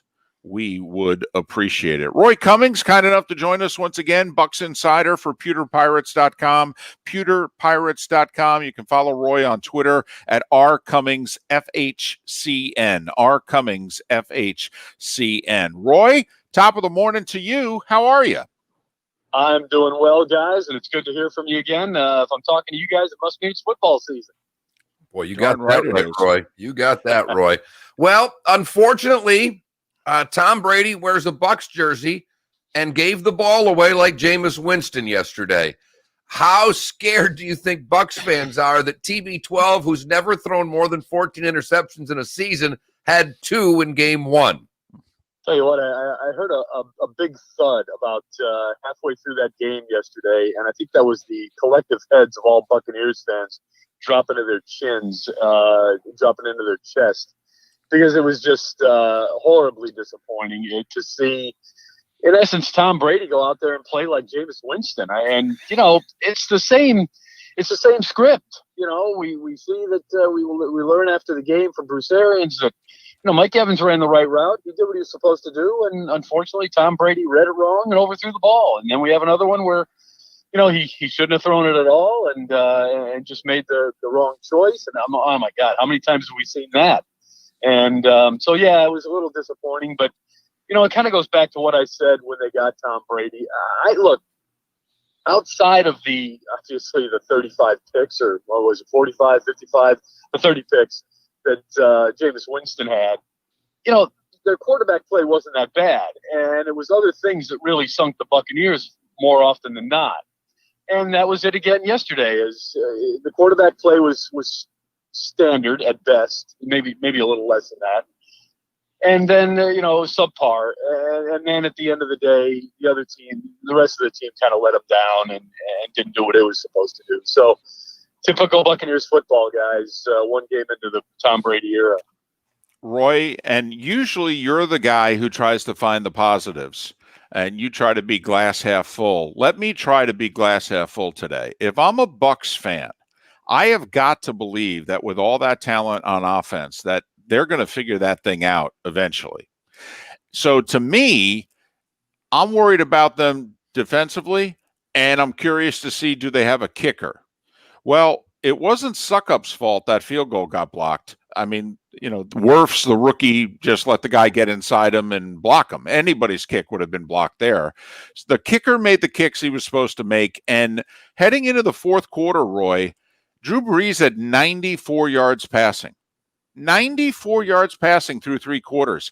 If I want to, defensively, and the kicker was solid, all right, Roy, I got to take the positives where I can find them, because in theory, the rest of the team's supposed to catch up to these units. Yeah, look, if you're looking for positives, there were a lot. You lose a baseball game 9-5, you're still going to find some positives. You lose a football game the way the Buccaneers did, basically as a result of their own mistakes and miscues, you're going to find some positives. And yeah, I'm right there with you. Look, I thought they found a new weapon in Scotty Miller. I thought I liked the fact that you can really change pace with the running game. I thought Ronald Jones ran very well. Didn't have a lot of room to run, but I thought when he did, he made good yards, and I liked what I saw out of Leonard Fournette. Even liked what I saw of LaShawn McCoy. He got out there for a couple of snaps here and there, made some catches, and moved the ball. I really, really liked what I saw out of the front seven defensively. As you pointed out, they didn't give Drew Brees a whole lot of room to throw, and I thought the defense made enough plays to win the game. Unfortunately, they made enough mistakes to lose it. But I think at the end of the day, there were a lot of positives in this game. Quarterback play wasn't one of them, but there were a lot of positives there, and I think there's a lot to take away and say, okay, this team could still win 8, 9, 10 games. I didn't have them beating the Saints on opening day anyway. It was more kind of, to me, a kind of an experiment of, okay, where is this team under Tom Brady? And I see that they're kind of same place they were a year ago, that other areas have to really step things up. But I think in time, Brady is going to be fine. I think the team is going to be good. And I still think they can win 8, 9, maybe even 10 games going forward. And I'm with you on all of those, Roy. The other positive to me was really their first drive. They went down the field, and I get it. It didn't go that well after that. But I'm watching Tom Brady pick and choose who he wants. Guys are getting open, and it seemed early on that, all right, this is what we're going to see more of. Now, after the scripted plays, it didn't go that well, but it certainly looked that when they have Evans and Godwin, as you mentioned, Miller, that if anybody paid any attention, you knew that this Scotty Miller was going to be a part of the offense. He'd had a great training camp, and everybody was raving about how much he and Brady had a rapport. I thought the running game needed improvement, but there were spots of brilliance. Look, at the end of the day, is the offensive line any good? Because that's the one part. We know the receivers are good. We know Tom Brady's going to get better. Can they block? Yeah, I'm not sure. We did not get the answer we wanted on that yesterday. I saw a great tweet from Mark Cook. I'll give it up to him, of pewterreport.com, not pewterpirates.com, who said, turns out that Donovan Smith opted out anyway. So that was a bit hot, but it was well warranted, I think. Tristan Wirfs, look, here's one of the problems when you bring in a rookie at right tackle and expect him to play like a 5-year veteran. Well, it's not going to happen. Guess what? So this is just in. So, I'm not surprised that Wirfs struggled at times, including on that field goal attempt. So, am I worried going forward about the tackle position? Yeah, I am. I'm worried about the offensive line, because that's what's got to keep Tom Brady upright. I wouldn't be surprised at all if we found out that after that game was all said and done, as they're walking off the field, Tom Brady didn't walk up to Jameis Winston and said, now I understand. Now I get it. I'm surprised you didn't throw 40 interceptions last year. You're on your back all day with these guys. You're throwing off your back foot all day. The first interception was that. He was throwing off his back foot because he didn't have time. And there were a couple other throws where he just didn't have time to really step into it. And how many times did we say that about Jameis Winston last year? Or in the previous, or the year before, years. or the year before that. Yeah, exactly. I mean, we always said if Jameis could, had a clean pocket, he'd probably be a much better quarterback. Well, guess what? Tom Brady would have been much better yesterday too, and the game might have turned out differently if he had a little bit more time. But that is something they got to work on. And one thing I'll say, the one good thing I saw out of Rob Gronkowski was I saw him block well a couple of times. He looks horribly slow moving down the field. I guess his hands are all right, but he's got to catch up to the ball, and I don't know that that's going to happen. So back on the negatives, I didn't like what I saw out of him or obviously the offensive line. He's Roy Cummings, pewterpirates.com, pewterpirates.com. Follow him on Twitter at rcummingsfhcn, rcummingsfhcn. It was interesting to me how much Cameron Brate was the odd guy out yesterday. Gronk, I think, got the most snaps of all the tight ends. And, O.J. Howard, a close second. But, Cameron Brate's a pretty damn good tight end. And I don't know if he was on the field for 12 snaps yesterday. I'm curious how long that can continue. Yeah, I'm with you there. Look, when you've got three tight ends who all deserve the ball, somebody's just going to be left out. It's like Mike Evans got left out a little bit yesterday. A lot of that is just coverage, too. What does the coverage dictate? Where does it dictate you throw the ball? And, I think it's going to change. I think they'll figure out a way to mix it up. They'll look at the tape and they'll probably realize that maybe Gronkowski isn't that much of a weapon anymore, and Cameron Brate could get more time there. But look, they drafted O.J. Howard, 3 years ago for a reason, and the reason is they thought he would be an elite tight end, and he started to look a little bit more elite-like. Yesterday he caught the ball, which was to me has been the biggest thing for him. He didn't let it roll up his back and into somebody else's hands. So he caught the ball, ran good routes, got open. So I think he deserved the ball. He did what he was supposed to do. Cameron Brate, obviously, he's got some work to do probably to earn his spot, and that might just work out on his own. He may that work there. That may all work out for him, naturally, because I just don't think they're going to get much out of Gronkowski. He certainly doesn't look good right now. No, he doesn't, but I'm with you. I thought Howard did, and I think that will continue to improve.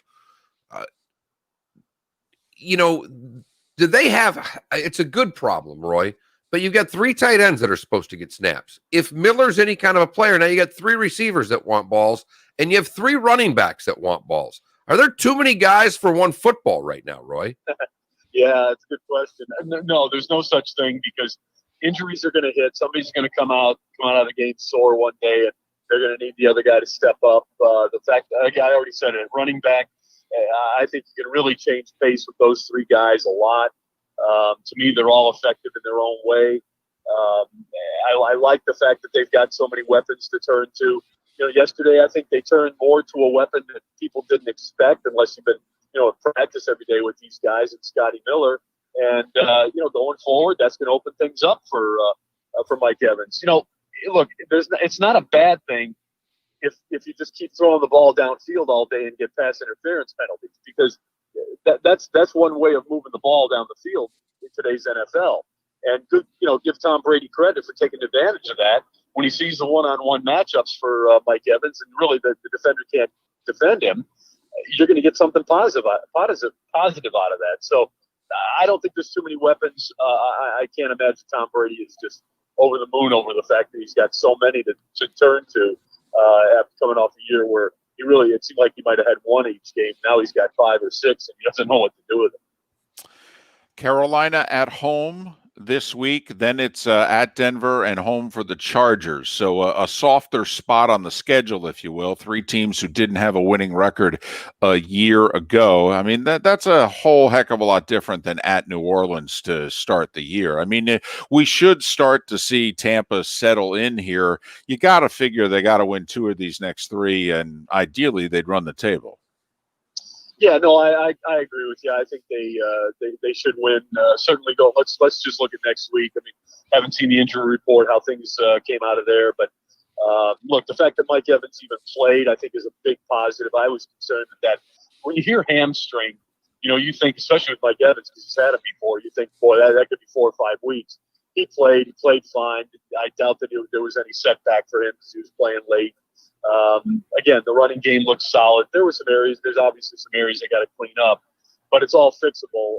And I would think it's stuff you can usually fix in a week. The tackle situation, maybe not the case, but they'll give those guys some more time, some more help over there as they go forward. So I feel good certainly about this game coming up next week. Carolina obviously trying to figure things out under a new coach. I saw a little bit of their game yesterday. Didn't really like what I saw out of them. Not really sure that they got the right coach there. I was a big Ron Rivera fan. I thought they had something pretty good in him to begin with. So I would favor the Bucs going forward. This game coming up this week, I wouldn't look past that, but because you never know what's going to happen. But right away, 1-1 seems very doable. Roy, as always, thanks so much for your time and your insight. Be safe, stay well, and we look forward to talking to you again. I'm looking forward to it as well, guys. Thanks for having me. Roy Cummings covers the Bucs for pewterpirates.com, pewterpirates.com, and you can follow Roy on Twitter at rcummingsfhcn, rcummingsfhcn. The Tampa offense should look a lot better this coming Sunday. Carolina defensively last year was a train wreck, and they were on Sunday. Yes, and to their defense, they got a bunch of young guys that they had a bad defense a year ago, and Luke Kuechly retired. Right. And Thomas Davis is no longer there. I mean, you name it. They're not going to be good defensively this year. They drafted, I think their entire draft was spent on defense, and they're all playing. I mean, to give you an idea, that's how young they are on defense. Tampa should have a really good day. In fact, right now the line's in the 7.5 range. I actually think one of the favorite plays for next week should be Tampa and lay the points. Honestly, I think it'll actually go up, David. I think this is one you might want to jump on now because I think this line will actually get larger. So, listen, it's tough when you lose and a lot of anticipation and you lose by double figures. But yesterday's game was interesting, Mark. We got a text here in the Twitch chat room from Knee Brace saying Alvin Kamara is a problem. And it's funny, he was an inch away from having 3 touchdowns. Do you know Alvin Kamara yesterday had 30 total yards of offense, running and receiving? 30 yards. Like I mentioned, Drew Brees heads to the fourth quarter with 94 yards passing, and yet it's 24-17 New Orleans. It was a strange game. There were a lot of yards in that game via pass interference, both ways. I mean, there really was. It was an interesting game. And unfortunately for the Bucs, if you think about what has done them in the last couple years, turnovers from the quarterback position. They had it yesterday. Offensive line, unable to consistently run block, which then ultimately puts them in 3rd and long, which affects their ability to pass block and forces the quarterback to throw turnover or interceptions. Happened again. Kicking game problems, blocked field goal, the miscommunication and the muff on the kickoff that results in easy points for the Saints. I mean, this is what's happened for the last 2-3 years. And for 1 week anyway, new look Bucs looked exactly like old look Bucs. Miller and Moulton. Today was the day when on the other side, and at 8 o'clock, we go behind the curtain. David Moulton was at the biggest football game in the country yesterday. The problem was all of the seats that are usually filled were empty. We'll get his story about yesterday's day, if you will. But next, today was a day when. Miller and Moulton, Fox Sports Radio. Drive home with the Doug Gottlieb Show. This show's over. Stick a fork in falling it. in love with the assists. Done until 9 when we break down the fucking Big 12. I'm done with this guy. Done with this guy. Anthony Davis By the way, float out shooting jump shots. how quickly can I get Louisiana Lafayette minus 17.5 against at Georgia State? Excuse me while I look into the book at some Sunbelt stuff, guys. Tell you what, that Raging Cajuns coach going to get himself a job. That team looked good. picked 4th in the conference in their side.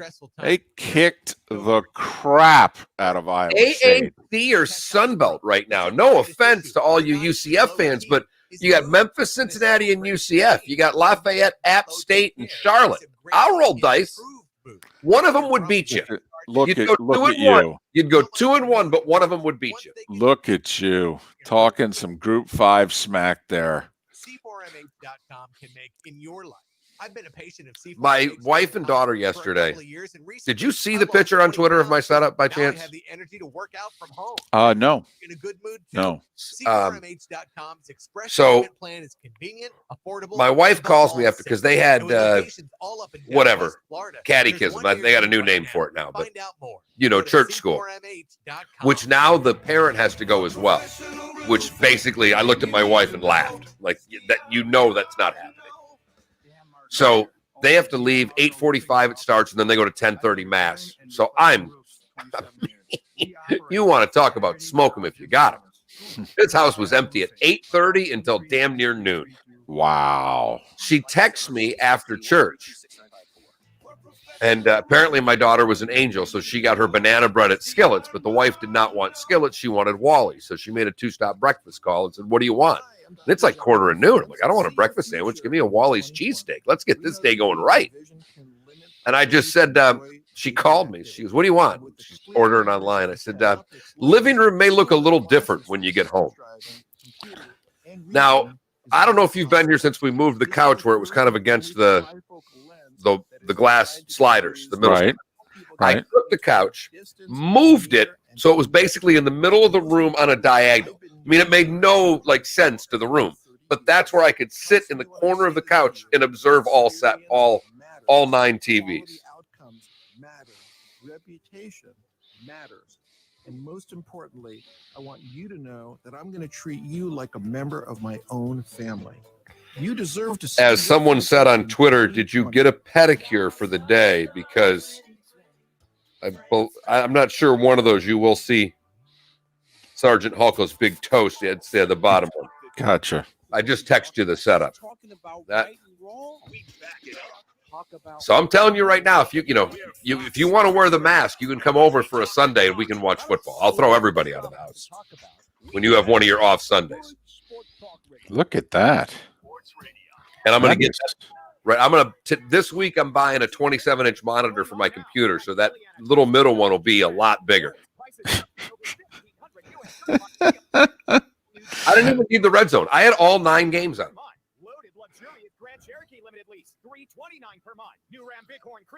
$9, Arch. In fact, I'll see if I can't email this to myself.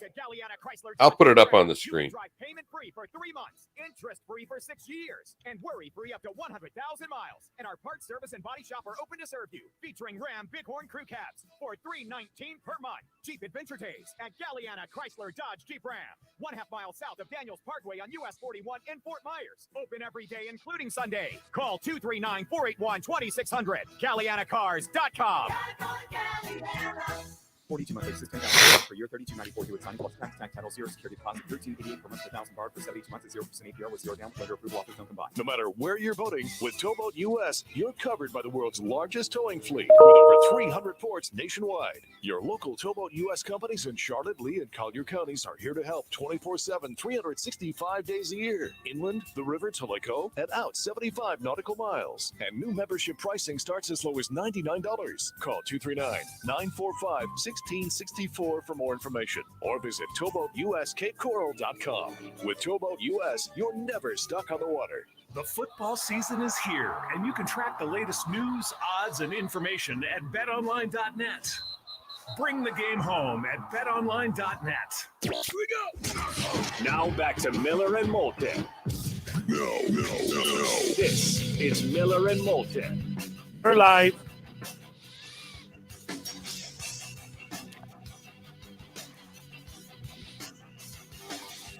$11 minutes before the hour. Thanks so much for being with us. Miller and Moulton, Southwest Florida's Fox Sports Radio. Continue to chime in via the Williamson Brothers Marine and Roofing text and talk line 239-479-5600. 5551 479 5551, the Williamson Brothers Marine and Roofing text and talk line. Mark, we about a half hour ago were mentioning ACC prominently displayed in 2 locations on the Notre Dame football field, and neither one of us had noticed the ACC logos on Notre Dame jerseys. We've been told by a few people they did in fact have them. Okay. So think about that. Notre Dame jerseys and football field with the ACC logo on them. I will say this, if this is one and done, anybody ever puts one of those jerseys up for auction for an autograph and what have you, I got to think that they have more value.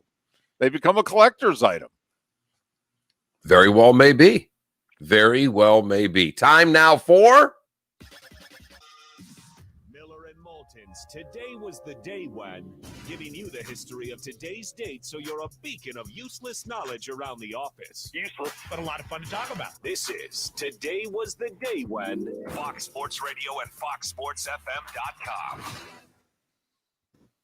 All right, we get started today in the Wayback Machine, David, because it was today that these certain words that caused so many problems on Sundays were penned. 1814, Francis Scott Key pens the poem Defense of Fort McHenry, later known as the Star-Spangled Banner, while witnessing the bombardment of Fort McHenry from a ship in the Baltimore harbor.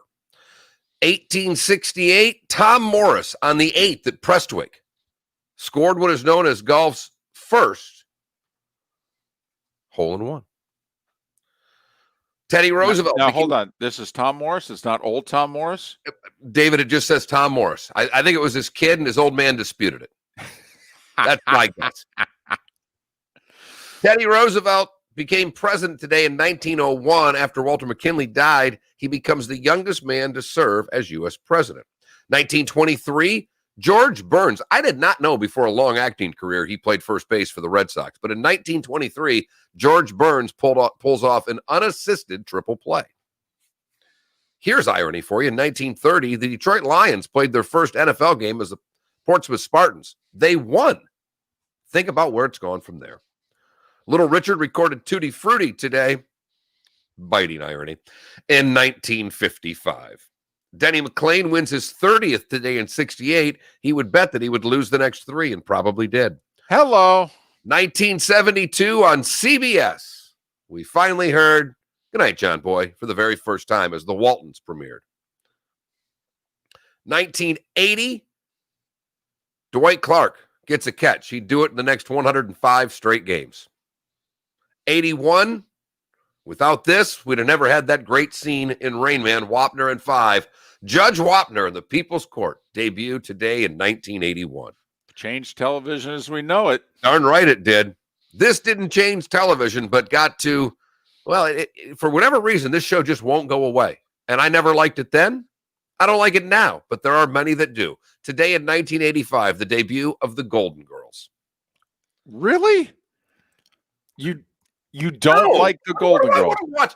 First off, that was 40 years ago. Why do I want to watch a show with a bunch of old women? Now, hold on. That was not the question. That was not the observation. The observation was simply you don't like the Golden Girls. You don't find anything charming about it. While it was funny, but no. It's not how I need to spend 22 minutes of my day and 8 minutes of commercials. No.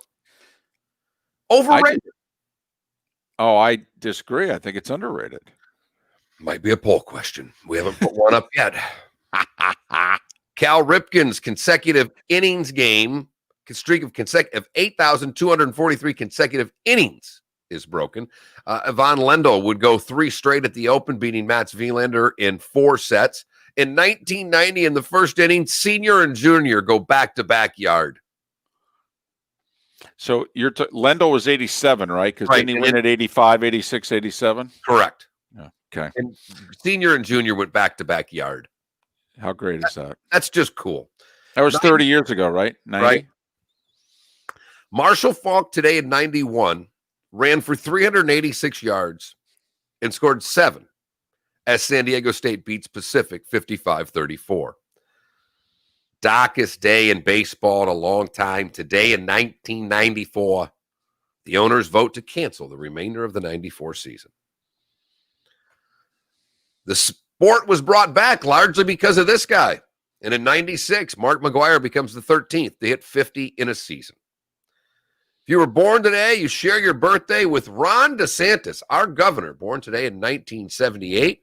The late Amy Winehouse, born in 1983. And Jimmy Butler is 31 years old today. And that is Today Was the Day When. Brought to you by nobody. Absolutely nobody. Don't know where nobody's located. All right. Don't know if that's a Lee County, Collier County thing. Don't quite know if it's all 41 or nobody. Don't know if it's west of the highway, east of the highway, but Today Was the Day When. Brought to you by nobody. Gotcha. Miller and Moulton. Feel free to chime in as to what our poll question should be. We're torn between, should we go worst loss of the weekend, best win of the weekend? You know, we try to be these days more optimistic than pessimistic. I think, though, on Mondays during football season, more fans are pessimistic. I think the down is more down than the high from winning. That's your observation. You're not the only one. I'm getting ridiculed here. Someone says Golden Girls top 5 over. Oh, on my side, Golden Girls in the top 5 overrated all-time awful show. Thank you, sir. Wow. And someone flat out say the Philadelphia Eagles had the worst loss of the weekend. That hurt. And if you're an Eagles fan, I think that that's very true. That's a game. And, you made the comment on Friday, David, that bad teams win in week 1.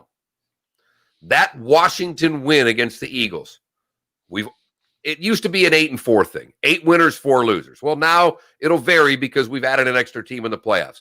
But if the Eagles don't make the postseason, you can pin it on week 1. That's a terrible loss. Think about it. Cincinnati nearly won in the closing seconds. Carolina lost late. I mean, bad teams came away.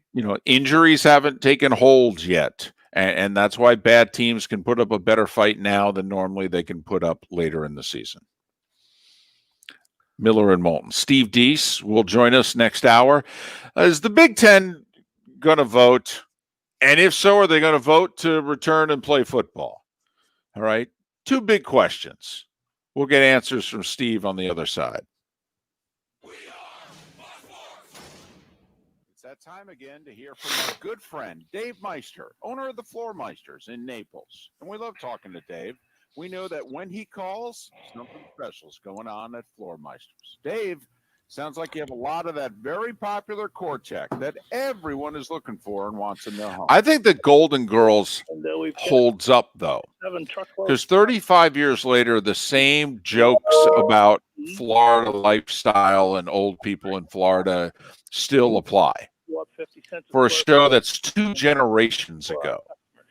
When it comes, that's why I think it holds up at Floor Meisters. They now have one. No, I mean the show was not made for us. I mean, let's be honest. Well, right, it was made for the people that watch TV.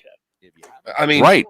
I mean that's another thing to think about how much TV has changed. They actually sat down and made shows for the 55 plus crowd 2 generations ago. All right, here you go, gang. This is, if you want to see the setup. Frazier does hold up. But the fact is that the Trailblazers match up terribly with the Lakers. The matchup favors the Lakers. The conditioning favors the Lakers. There you go. Even if the health probably favors the Trailblazers. There's the setup. Factors. Doug Gottlieb, afternoons at 3 on Southwest Florida's Fox Sports. That's how you watch football, kids. Alexa. No sports bars necessary. On TuneIn. LeBron has shown his greatness. Kevin Durant's better player. Sorry, I don't know that one. Are we cheering for I got a water. I'll be right back. Water. More like a speaker, am I right? You're an idiot. Nice job. Get Southwest Florida sports talk delivered to your speaker. This is easy. Yeah, I mean, Arch, and that's the thing. Like my grandmother. No, it does. You know what? No, because my wife would tell you to go F right off, and she doesn't swear. You do get confused every once in a while. There's no lie there. You get confused. But you're Here's what's trending now. Brought to you by the Center for You're right, because I remember who loves the Golden Girls. My late grandmother. She'd be like damn near 100 years old now. Didn't have one cocktail yesterday. Did not have one drink during the day. Not a one.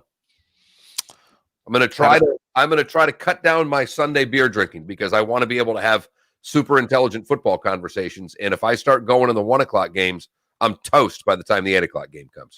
Toast. Now, of course, what he's leaving out is what his consumption was on Saturday, because he didn't have to do any intelligent sports talk on Sunday. Short ribs for dinner, spectacular. A couple bottles of wine. Had a martini. I actually had a Manhattan before dinner. Oh, here we go. 2 bottles of wine with dinner, and by the end of the night, my wife's in bed, my daughter's in bed. I'm watching YouTube music videos that I have saved with a bottle of Angel's Envy in one hand and a glass in the other. There was no ice involved. Just watch this song. It was one hell of a Saturday night. There's only one way to wake up in the morning. How the heck are you? Yep, that's it. Miller. Okay. Give him a little shot. You did. You Just did. a little rub. Rub it straight. And Moulton. He is the gentleman who's got a few days off, and he entered into the garage, and he has not left. He is rebuilding a tranny. He is rebuilding a tranny. He is mixing and matching sets of golf clubs to come up with just the right 14. Southwest Florida's Fox Sports Radio, broadcasting live from the Kobe Cooling Remote Studios, where it's always cool and comfortable. Oh, I like It's up to you now. It's up to you. I like it. Now, the best local sports show this town has ever heard. Here's Miller and Moulton. You're live.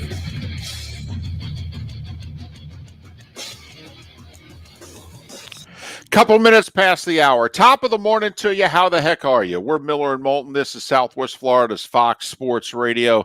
3 FMs, 2 AMs, and an HD2 channel. We stream this show at millerandmoulton.com. That's where you can normally go for our poll question. We don't have one up yet today. It is where you can go every single day and download our podcasts. And we thank the 15,000 plus of you who do so every month. millerandmoulton.com. Every hour of the show gets its own podcast. That's where you can go to find it in case you miss any part of the show, like Roy Cummings last hour, talking a little Bucs and Saints. Steve Deace will join us coming up at the bottom of the hour as we look ahead to, is the Big Ten really going to do this? Are they going to have a second vote? Are they going to play? Enough of the leaks and the talking. Are we doing this or not? He'll join us at the bottom of the hour to discuss. Couple of things on the Williamson Brothers Marine Talk and Text line before we get to your Sunday, because I, for whatever reason, didn't have it up. There are a boatload of texts. I was up here yesterday answering them, David, as you well know, when I reset up because I need some of the stuff in the studio was used for yesterday's watching. So I had to redo the studio before the Cowboys game started. And while I was up here, why not open the text line and answer a few folks? Why not? And I had not done that. But as I brought up the Golden Girls start, I called it one of the most overrated shows of all time. David said one of the most underrated shows of all time. And there's no doubt that's our poll question. All kinds of football, good win, bad win. I've got a good question here.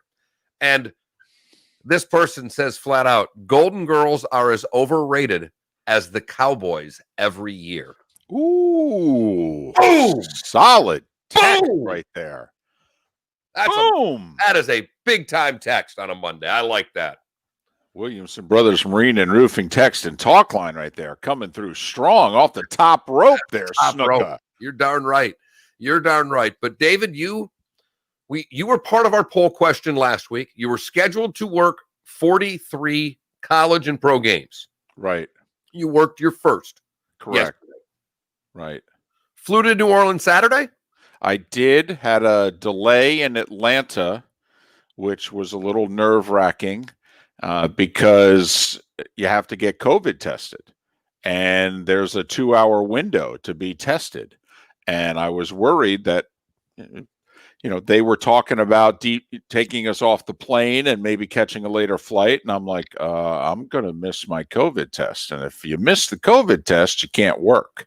So I was a little worried, but fortunately got in just in time and was able to make the test. And now hoping to get out of New Orleans. We should make it. I think the storm is arriving late tonight, early tomorrow. And I have a midday flight to get out of New Orleans before we've just about gone through the alphabet, haven't we, Mark? They're about ready to roll over, aren't they? Then they just go to Greek letters is what they do, because we just had, I don't know what the T storm is. I saw it this morning, and I've made a habit of switching off the news after the local's done, because I get caught watching stuff and you get upset, and you should. So I go to the NFL Network at 7:00, but they had the weather up during one of the breaks, and we've still got Sally that's now heading towards you. There's Renee out there. There's a T-storm out there. I mean, we're close, David. We're close. We're going to run the gambit this year. I know. Let's just hope that, knock on wood, right, we can get through this unscathed, because it was a lot of rain over the weekend, and I'm guessing the Sanibel, Captiva, Pine Island are incredibly wet right now. But all in all, we did not have any significant problems whatsoever. So at one point, coming up here, I want to ask you and our listeners, 479-5551, 479-5551, Williamson Brothers Marine and Roofing text and talk line, and or in our Twitch chat room. Because when we're doing a broadcast, we're hearing the crowd noise that's being pumped in, but we're used to noise in our headsets, and so we just block that out. It doesn't matter if the noise is soft, medium, loud, whatever. And in fact, the reason we don't normally hear it is because the crowd noise immediately around us will override it. And so the only thing we can really hear in our headsets are people talking. The noise becomes just that. You're in a tunnel, if you will, and hearing-wise, and the noise gets blocked out. So I can't comment on how the whole fake crowd noise sounded. And I am very curious as to how you, the viewer and the listener, took it in. Did you like it? Did you think they did a good job? The one thing I will say is the networks did not do the crowd noise. The NFL did the crowd noise, which is different than all the other sports. All the other sports that we've been watching for the last 3 months, the networks are controlling the crowd noise. In this case, the league controlled the crowd noise. And so I am curious, as someone who's a part of the broadcast, albeit a very small part, at just how did it sound to you? Was it okay? Was it enjoyable? My mom texted me and said it was fine. I've had others text me during the day going, the crowd noise is driving me bat blank crazy. So that, to me, Mark, is kind of what my R&D, I'm asking you. And Mark, you had 9 TVs on. Well, I only have volume on one. I had, for the record, Packers-Vikings got early game volume. Of the 9 games I was watching, Packers-Vikings was the game I was probably most interested in from a standpoint of football. I gave the Lions one of the 4 big TVs. I'm a sucker. I can't help it. I can't. I mean, it is humor beyond. And you can ask anybody that thinks I'm a Lions fan. When Swift dropped the pass, I started laughing uncontrollably. And my wife went, "What?" I go, "Look, they did it again." And I can't. As I've told everybody, you don't know how bad Michigan State football was in the 70s and early 80s. You don't know how bad the Tigers were during all of those years up until 84. It was hard enough rooting for the teams that I really liked, but then to take on the Lions, it was just too much. So, like David and I often talk about, I liked the Raiders and Steelers. David liked the Dolphins and not the Cowboys, but you liked the Dolphins. Yeah, because I was a Giants fan. Right. For the longest time, the Giants were bad. So the team that I had a soft spot for who was good was the Miami Dolphins. So that's my wanting you to do some research for me. Go ahead, whether it's in the Twitch chat room or on the Williamson Brothers Marine Talk and text line, your thoughts on the crowd noise. And maybe we can do that for a poll question. I like the Golden Girls one better. I'm not going to lie. We'll go Golden Girls. part of this is because you and I are in the same profession.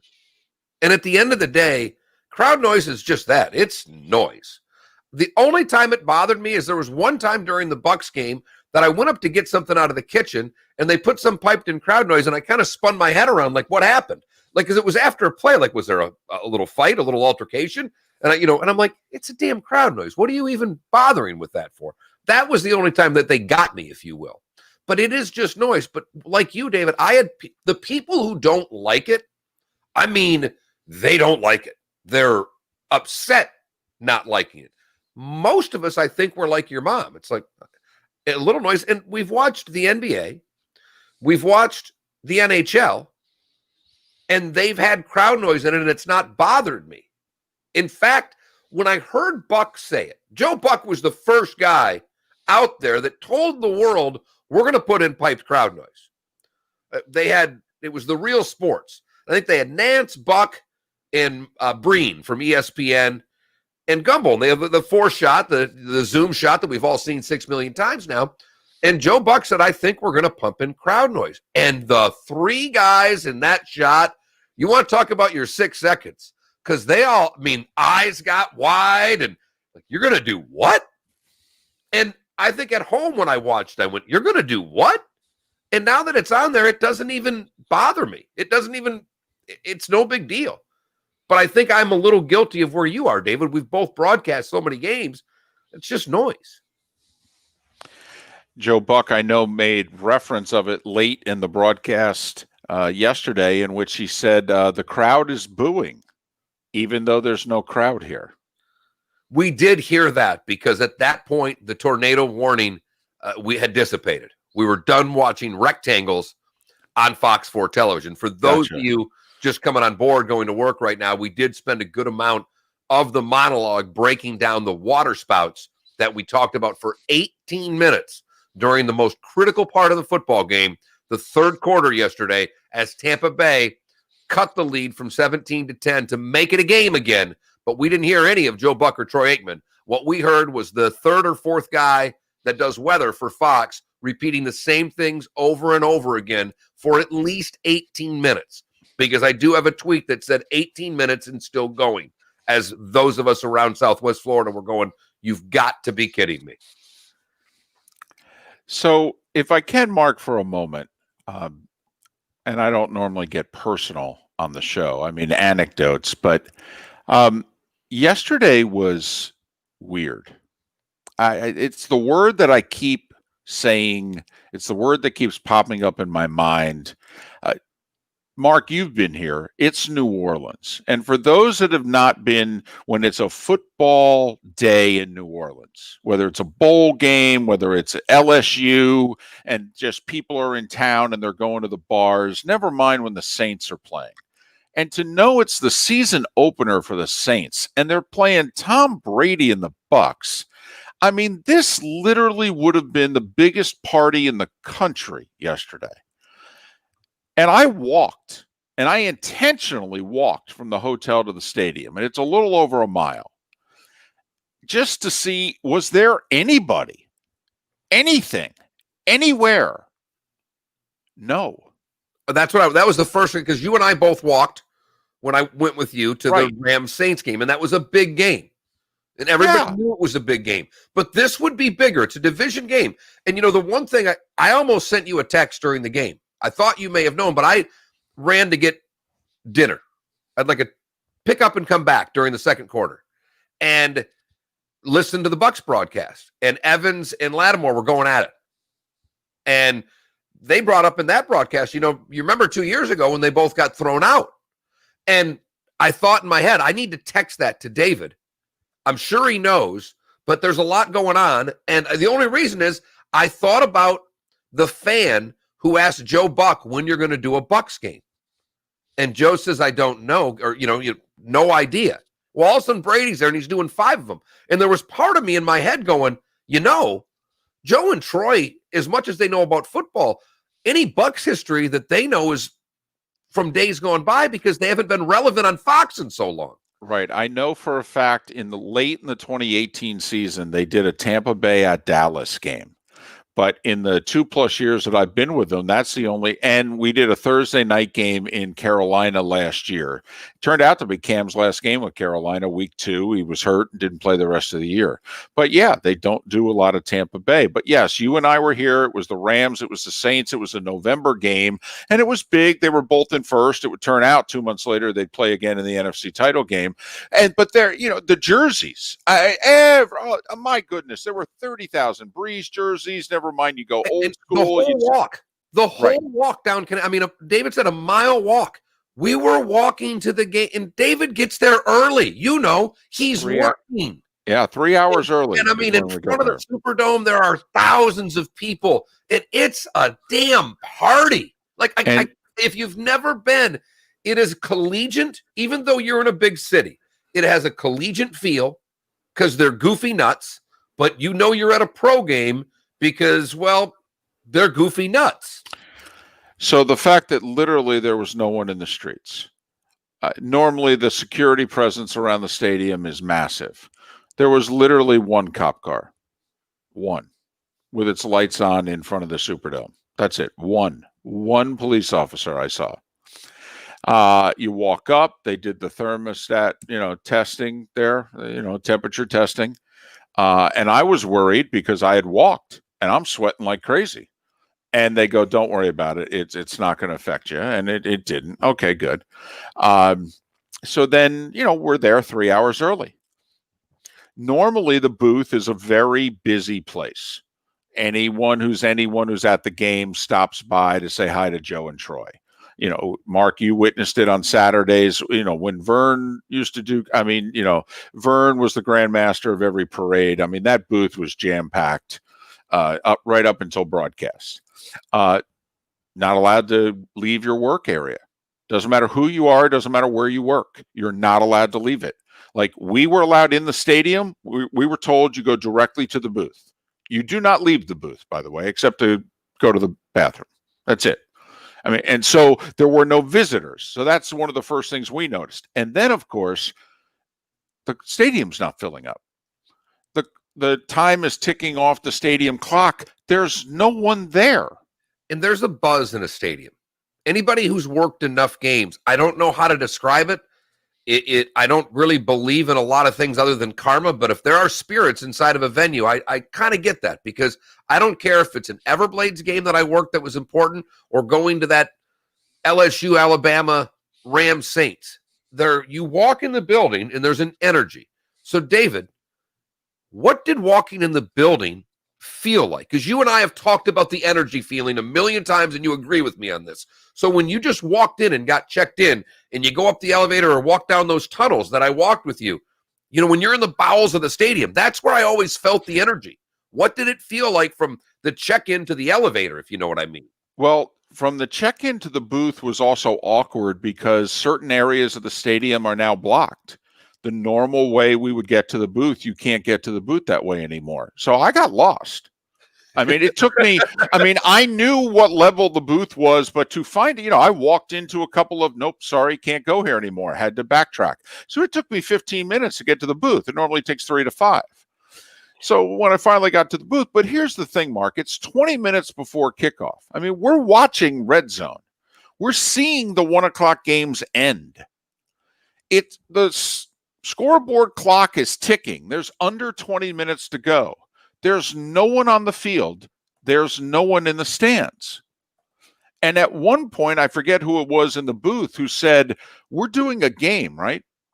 A big one, right? It starts, and the scoreboard says it's going to start in less than 20 minutes. There is no evidence of anything.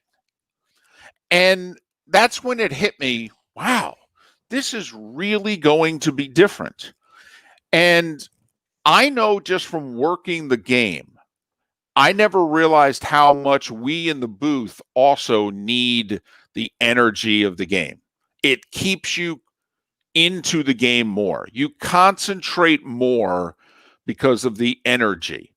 And instead, and I can only imagine the players had to feel a little bit of this. You now have to provide everything, all the concentration, all of the energy, all of the effort, 100% now has to come from you. You're not getting any additional help. It's what Jared Bednar, the coach of the Colorado Avalanche, we had him on before the playoffs started and just asked him about that, because hockey is even different to us with the sounds inside of a vacant arena versus one with people. And he said it's going to be the team that can provide their own energy. And I think that sentiment and that statement rings true for every single game that's going to be played until fans are back, David. You know, during the commercial breaks, and Mark, since you've been there a couple times, I mean, the Superdome is rocking. The Superdome is a rock concert during the commercial breaks. It was more like easy jazz. I mean, at times I thought it was somewhere between a doctor's office and an elevator, you know, and it's like, is this really? And meanwhile, you could tell, though, they're crushing each other down on the field, and you could hear it more than ever. I mean, they're just as intense as they normally are.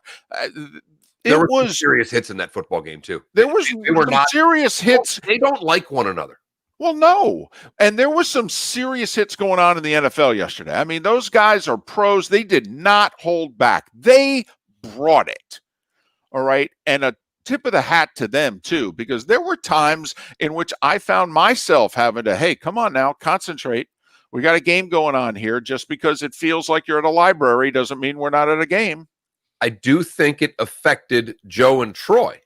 Now, the one little light thing happened, and they were good, but I thought that they were, and I'm not saying that they were better or worse. I am saying I thought that they were a little less serious than I am used to broadcasters being, and I take that because it was hard to be serious at times because it had to be so surreal. And I don't ever text you on Sundays. I will text you on Saturdays because I know how long halftime is, and I usually feel like I can get a 3-text conversation with you at the halftime of an SEC game. But by and large on Sundays and during gameplay, I leave you alone. But that was the one thing I observed, is that these guys, and as you say it, what was hitting me, David, is that I think collectively, from the guy who said, do we have a game going on? I mean, there was the surreal part of it that I do think came over a little bit, and not in a bad way. It's just, it seemed hard for them to maintain their seriousness for 3 hours when it was so damn surreal. And so one of the things that we have wondered over these last few months when we saw live sports coming back was, would there be a sport where we really miss not having the fans? Now, for me, it was the last 2 weeks with the U.S. Open tennis tournament. All right. That really, I noticed, I'm like, man, this does not feel anything remotely close to what this normally looks and feels like. And it affected my interest, quite frankly, in the event. And I just wonder, now that we've had a big football weekend, we had some college games that maybe you tuned into, but yesterday, week 1 of the NFL, all right, did not, you know, all the crowd shots that normally you don't get anymore. You know, whether in college, all the cheerleader shots, although I did find it funny, whether it be at Iowa State or at Florida State, I love the socially distant bands and cheerleaders. I love those shots. I found them funny. I did to a point. There was part of me that got a little pissed Saturday morning. Game Day's doing their whole basic production. Corso stayed home. I get it.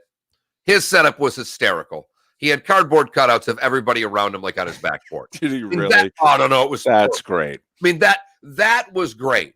But if they would have all done that, I think I would have liked it better. When you've got 4 of them sitting at Wake Forest, and you got a socially distant band out there, and you're basically, and this is the thing that gets to me. Yeah, none of you students can come to that game, but we can all come here. There's a part of the hypocrisy that drives me batty on Saturdays. One thing we just were asked, David, so I want to pass this along as people are throwing some questions at us via the Williamson Brothers Marine Talk and text line, 479-5551. Can you hear more of the players' call-outs and yells with the empty stands? Because they were talking back. Were you able to audibly pick it up? Yes, I could hear the foul language. I could hear everything at the line of scrimmage.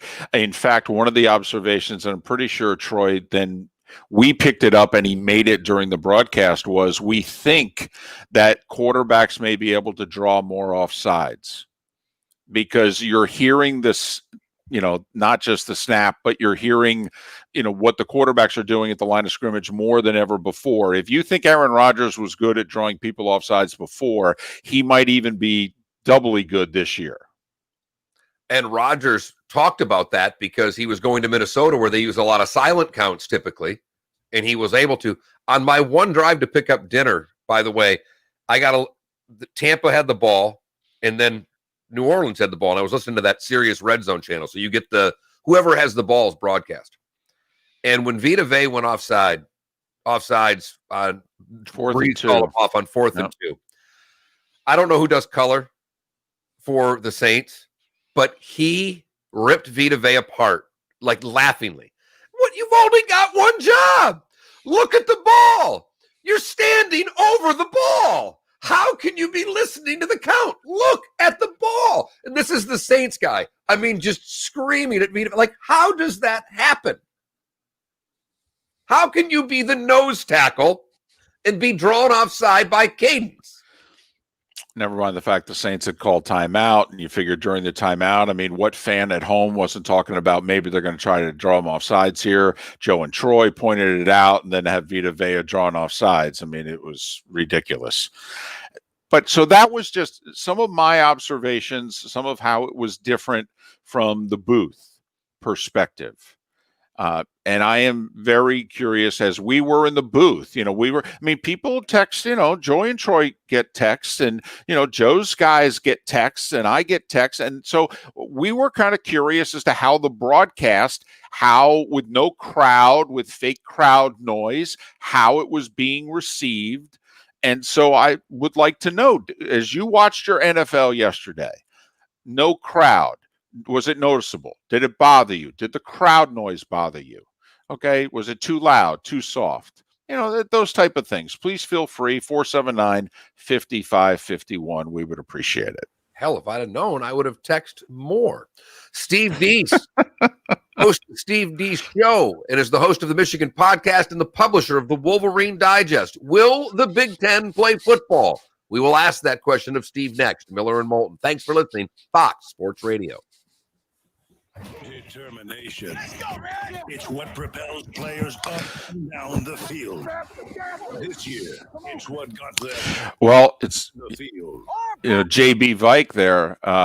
His invisible enemy. I didn't have a confrontation, but I was stopped by the TSA because Fox sent us a little fanny pack with a bunch of supplies in it. Masks, hand sanitizer, wipes, and they also sent us our own silverware. And it's a nice little thing. And so I had it at the top of my case. And the reason I put it on top was I knew I was going to get stopped for the silverware. So I wanted it, right there, easy for them to look at. And they knew it was silverware. They said, "Can we take a look at your silverware?" I said, "Sure." And they kind of looked at me. And I was like, "Hey, COVID, employer sent us our own silverware." So, and they are the best in the business. Kobe Cooling is not just living up to the title of best air conditioning company in Southwest Florida. Right. We're living up to your. I know, Plumber. I know. And BYU and Army both ranked too. I mean, I think it's the only game, or would have been the only game this week in which two ranked teams. I think we'll find out today whether or not CBS is going to have a game at all. 57313. There's a part of me that wants us to go to App State at Marshall. App State's ranked, and it's 50 years since the plane crash at Marshall. So it took me a little while to go through TSA, K. Craig, because of the silverware. And I packed the radio equipment, and so my one bag looks like a bunch of stuff in your garage. So that bag usually gets me stopped. And the fact that I had silverware on the top of it, I knew I was getting stopped. When you bought it. If it's a 2012. Wait a minute, you brought your own silverware? Yeah, Fox sent us our own silverware. In the little fanny pack, we got masks, hand sanitizer, wipes, a few other things, and they sent us our own silverware. We haven't had the promo run yet, have we? We're outside of a minute, are we? Yeah, we're good. I can call, you're saying? How much time we got, Jero? We have a couple of minutes, I think. That's what I thought. Yeah, I usually wait till I hear the promo before I even think about calling. Yeah, so I do this pick 5, David. This guy, it's a cool contest. No, they didn't take it. I got to keep it. 5 games against the number, and the guy sets the spread so there's no halves, and you've got to win all 5. Chargers cost me. I went 4-0-1 on that thing week 1. I'm begging for that kick to go in. Sure, you want to overtime, you're hoping to cover. Touchdown. Right. I mean, I don't care at that point. Give me something. Oh, I was ticked. Especially when they got down there up 3 and or tied and ended up getting 3, and they first and goal from the 2. Right, you're thinking they're going to pound it in here, win by 7. I'm good. Yeah. My shower door. We've been named number 1 by readers of the news press. Only would have been like usually that thing's anywhere between 200 and 500 a week to win. It would have been a nice little kicker. Sure. This is Steve. Steve, good morning. Mark Miller, David Moulton in Florida. How are you? I'm well, guys. How are you? Oh, we are doing good. I hope to goodness, Steve, since you're a Michigan guy like me, it was hard enough, as I tell everybody, I'm a Spartan fan, so it was hard enough rooting for the Tigers and Michigan State as a kid. I'm 51, but I never got the Lions bug. I hope you didn't either after yesterday. Oh no, I'm here to the bitter end, but I'm here to just troll them now. I have to repay them for the years and years of anguish they have caused me. So I know if I leave, they will win the next year. I refuse to allow that to happen. So I'm here to the last. I'm with you. Bitter, spiteful end. Yes. I'm right there. They dropped that pass. I started laughing out loud. My wife just looked at me like, "What? Why?" I said, "Because it's funny." All right, here we go, Steve. Thanks again. Okay, you bet.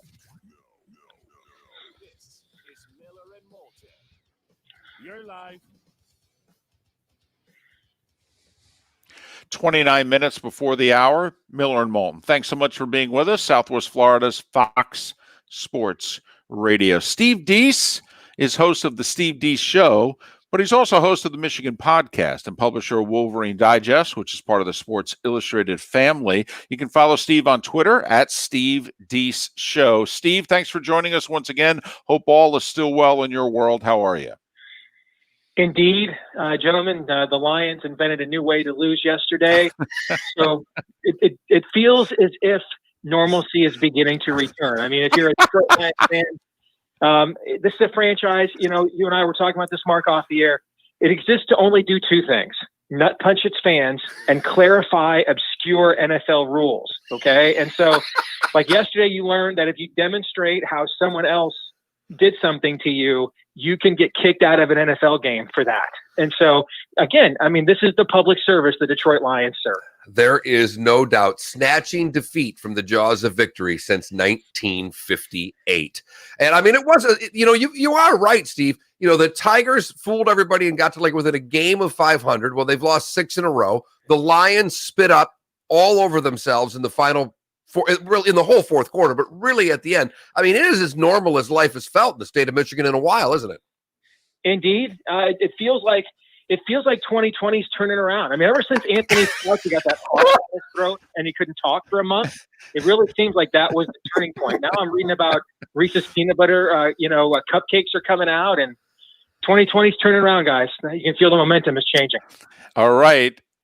Is there momentum enough to get the Big Ten presidents to schedule and decide to revote on whether or not to play football? Is this really happening, or is it just something that's going to be talked about happening? No, we're hearing that this is really happening. We are hearing that Dr. Schlichel has gotten the message loud and clear. And, he's learning right now, you never fight a land war in Asia. Okay. I mean, he's getting it from both ends now. I mean, the Karens on his faculty are in a revolt. We're all going to die here by teaching. He's got resident advisors, or RAs. When I lived on Wonders Hall, that's what we call them. But RAs they're striking. Cafeteria workers are striking. His football program is protesting.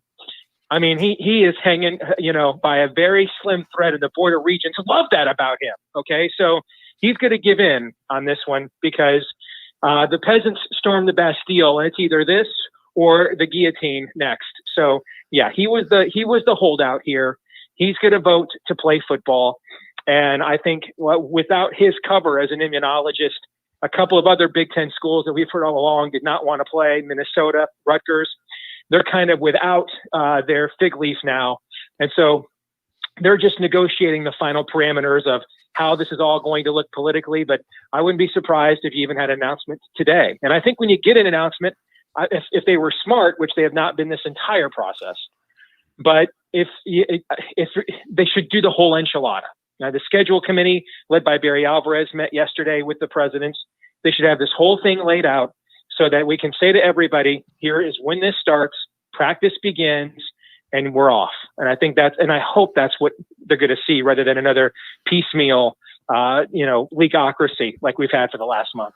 Steve, we've seen this in different facets. I mean, the Tennessee fans got rid of coaches before they ever got hired, and they were about to hire guys, and the fans caused such an uproar that they changed their tune. I have felt all along that while all of these stories, but hey, the Big Ten's going to start, there's never been a name behind it. I think that the athletic directors and football coaches deserve a ton of credit for using the media that are lapdogs for Big Ten football to get the narrative out to get football played, because they have been there have been stories after story after story about they're going to play with no real sources behind it, but it's created great momentum for those that want football. I completely agree. I think what's happened here is they realized that there's a certain cachet of reporters out there that essentially their sources are within the Big Ten administration. And all of the stories that you had seen about this for several months were all from the Karen administrative perspective. And I think they got smart and said, we got to start leaking to some, sports writers that actually like sports and get the counter narrative out there, because that's actually where the fans are. That's where the readers are, but they need ammunition, meaning you can instinctively feel or know or want something, but if you don't have a platform to galvanize you and that belief system, it's just a notion. It's a sentiment. And I think that's one of the key tactics here that was played. That was very smart. I also think one of the things that happened too is, the presidents are this nebulous group of people. Last week, Rutgers president sounded off on Trump, and this cheap politics aren't going to force me to play. And the world was like, wait, Rutgers as a president. And I think that what we needed was a singular villain. Every successful campaign needs a singular villain or goal. And I think Mark Schlissel being placed as the face of that, and I'll give myself a little bit of credit for it, I think helped, because it gave a name to the nebulous presidents. Well, how do I email the presidents? How do I protest the presidents? Is it the presidents at big10.org? I mean, how do I reach out to these people? And so they did a masterful job coming out initially with covering their tracks. Well, the Minnesota school president, she's still not sure if she voted or not. Okay, so once there was a singular name, a Snidely Whiplash that could be, a brand that could be put on this, and it went national, then it became easier to kind of galvanize that last sector of resistance. And you saw that the entire Michigan football family, basically in the last week, has openly defied both people working for the university and proud alums like a Brian Greasy, who work now prominently in the media, have defied Mark Schlissel on this, and they lost the narrative. And I think that's why we're going to get Big Ten football back. And then I hate to say this because I'm a Bo guy. I'm to hell with Notre Dame guy. Okay. But no, Trevor Lawrence initially saved the season back in August with #LetThemPlay. Notre Dame, as one of the top universities in the country, elite private school with a austere religious tradition and everything else, their willingness to push through this. A source told me that one of their provosts told the faculty there last week that if they knew back in March what they know now about COVID, they would have never shut the school down in the first place. Their willingness to push through this and put all of their cachet and tradition and brand behind it really gave schools like Michigan and all these Big Ten schools no political cover whatsoever. And so Notre Dame deserves a lot of credit, I think, for also saving this college football season. Well, Steve, I think it was when we first had you on, but we made the comment we did not understand how Big Ten fan could handle watching Notre Dame play an entire season and play it in a conference. We really thought that a Big Ten fan was going to combust because of it. And Steve, what I think happened is that the university presidents found out what life is like in the political and sports world. Yeah. All right. Well, seriously. Yep. I mean, you can listen, we in the media deserve a lot of grief. Politicians deserve all the grief they get. But the political world and the sports world, you deal with reactions and people criticizing you. And this is how our world is. University presidents, they don't get nasty letters. They don't get nasty emails. Nobody knows their names. And now they did. You put out there who the university presidents are, their names, and hundreds of thousands of people started calling them the way they call their congressmen. And Steve, they're backpedaling like Dion in his prime. That's exactly right. And it goes to show why, I mean, at this point, Twitter is basically sitting down in a stall. Here I sit lonely hearted, and then finishing the sentence, right? I mean, that's essentially what Twitter is most days. But 1 out of a million, these platforms and what we do for a living, and the messiness of our political process. Every now and then, though, it provides an opening for the good guys to win. And this is one of those times. What you just said, David, these presidents, that's why I said before in our previous interview, I do think this is political, but I don't think it's about the election. I really don't. And I say this as somebody who works full time in politics. Okay. I mean, I'm used to seeing everything get politicized, but I think this has been politicized in the way that these presidents thought that they were going to be able to kind of return Big Ten athletics back to its pre-Jim Delaney, pre-Penn State, pre-BTN, greener pastures and idyllic notions, so that they can all have the moral high ground. I mean, I know of a Michigan. I was told that, from somebody at Michigan, that they literally heard from one of the scientists there that, the SEC is just a bunch of rednecks who view their players expendable. Well, that's why I went out and started researching. Okay, if you think that, let's look at what the grades for the medical schools in the ACC are. North Carolina right now is the #1 med school for primary care in the country, according to U.S. News and World Report. So they don't care. They just, the Hippocratic Oath, what is it? They don't care. At North Carolina, the #1 med school in the country doesn't care about its reputation at all. That's not a defensible position, but they've not had to defend positions like this in our footprint before. And I think Mark, you talked about Tennessee fan. Big Ten fan went Tennessee fan in the last month. And these presidents in the end couldn't handle it because they've never faced that kind of scrutiny before, as David pointed out. And they are getting it now. Now, the other side of this, while this is all going on, the place where you and I went to school, they're having a bit of an outbreak. I've challenged a few people when I saw the numbers, and there are 40,000 students there. And even if half of them are around, what's worse, the outbreak or the bait and switch to get them to pay for dorm rooms this year? But how much time do they have? Because, Steve, we've already seen, a few Big 12 games get postponed, 3 more that they wish would have been postponed so that the Sun Belt didn't dominate them over the weekend. Do they have time for outs? If we start on the 17th, which seems to be the date, October 17th, seems to be the uniform date I've been hearing for 3 or 4 days. Do they have outs in case there are problems? Yeah, I think what you're going to see is an 8-game schedule. I think the football people want to play 9. I think the athletic directors, with another week of TV games, want to play 9. But because of this, what I think you'll see, even in the SEC, they had to give some alms to the presidents, even in the athletic-minded SEC. And so that alm that they gave the presidents was not to start until the end of September, to let that initial wave of positive tests when the students return kind of subside and grant them some political cover. All right. I think what will happen is the alm that will be given the Big Ten presidents here will be an 8-game schedule in 10 weeks. There's exactly 10 weeks between October 17th and December 19th and 20th, which is where you have to play your Big Ten playoff game, your championship game, in order to be in there in time for the playoffs. And so I think you'll see an 8-game schedule in those 10 weeks with 2 byes. Maybe the very last week in December will be for makeup games. Another bye in the middle of the year. Remember, that's what they did with their initial schedule. I think that is the schedule that they will come up with here today or very soon.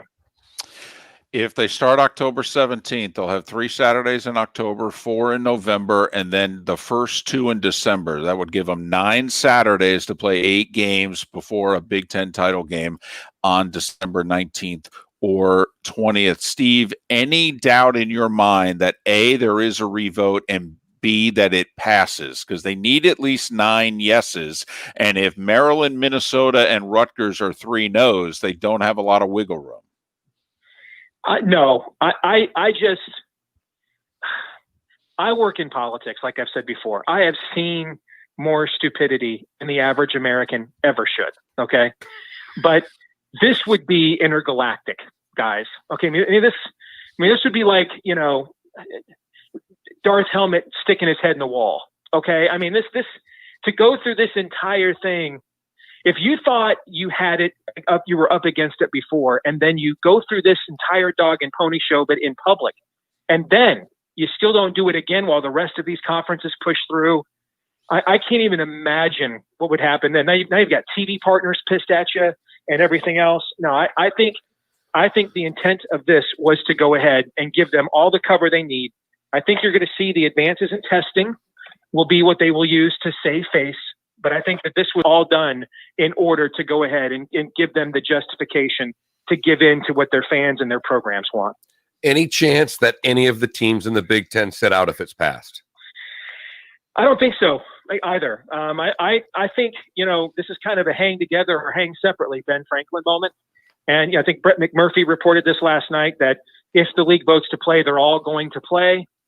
I mean, there's just too many scheduling difficulties in a conference schedule of what that will look like. I mean, listen, you want to talk about bad optics. One of the first, I think it was the very first saliva test that the FDA approved for COVID-19 was at the University of Illinois. Okay. That's one of your member schools. One of your member schools has FDA approval for instant saliva tests. And that's not good enough for the other members of your own league to go and use to play. What does that say? Either the University of Illinois sucks at this, or you weren't interested in ever playing football. And I think this is where all the political cover now is blown for these guys. And I think that's, the vote at the University of Minnesota, they voted the regents not to renew fall sports. Well, that was more procedural because you had a group trying to circumvent the ongoing process going on within the presidents. I think they're all going to play. And I mean, the University of Illinois can't suck at everything. Not everything, no. Steve, as always, very appreciative of your time and your insight. Continued success with your show and with the Michigan podcast and with Wolverine Digest. All the best. You bet, guys. Thank you. Take care. Steve Deace, you can follow him on Twitter at Steve Deace Show. Deace is in peace. Steve Deace Show. Steve Deace joining us once again here on Miller and Moulton. I hope you love your historical and comedic references because he throws them in almost Dennis Leary-like in how many of them he throws in. And the Spaceballs reference in there as well. I mean, we had Ben Franklin and Dark Helmet in the same interview. It's pretty solid. Yes, and can't hide behind their fig leaf any longer. Miller and Moulton. The good, the bad, and the ugly. Remember, the bonus Twitch hour is just 12 minutes away. Miller and Moulton, Southwest Florida's Fox Sports Radio. This is the Dan Patrick Show. Chuck, at halftime of the Rockets and the Thunder, said James Harden one-on-one is the best offensive player he's ever seen. They say he's the greatest offensive one-on-one player. No, because Kareem is the greatest offensive weapon the game has ever seen. Nobody could stop this guy. Dan Patrick. The Dan Patrick Show. Weekdays at 9 a.m. on Southwest Florida's Fox Sports Radio and FoxSportsFM.com. No matter where you're voting, with Towboat US, you're covered by the world's largest towing fleet with over 300 ports nationwide. Your local Towboat US companies in Charlotte, Lee, and Collier counties are here to help 24/7, 365 days a year. Inland, the river to Lake O, and out 75 nautical miles. And new membership pricing starts as low as $99. Call 239-945-1664 for more information or visit towboatuscapecoral.com. With Towboat US, you're never stuck on the water. A big part of enjoying a good bike ride are all the sights you see along the way. So when David and I both developed cataracts, it didn't take long for us to do something about it. Turns out some of the best cataract surgeons in the world are right here in our area at Community Eye Center. We really care about improving people's lives by improving their vision. Dr. Spalding and Dr. Spatafor really do care about helping people, and we're so glad they helped us. They're excited. We share in that excitement. It makes us feel great about what we do. Hi, this is Dr. Scheibel from Community Eye Center. My partner, Dr. Spatafor, and I want to remind everybody. Don't be a spreader. Don't do it. All right. What the hell's going on in the world? Anything fun? We are spreading the virus. The virus can only move with us. Over 65, diabetes, COPD. All these folks will be hurt severely by this virus. Wash your hands. Be careful. Don't be a spreader. Listen to Miller and Moulton at home on your Amazon Alexa. Just say, Alexa. I think the odds are excellent that Gase has gone after this season. This GM didn't hire him. And I think it's... Listen, there's too much smoke out there that Gase just doesn't get along with his players well enough. There was some of that in Miami, and there's too much smoke for it not to be true. Because there's also nobody really coming to his defense about it. So when they have a fourth straight losing season here, or whatever it is, yeah. And they will. Joe Douglas is going to bring in his own coach. Probably a Wink Martindale from Baltimore or somebody like that, or Jim Schwartz from the Eagles.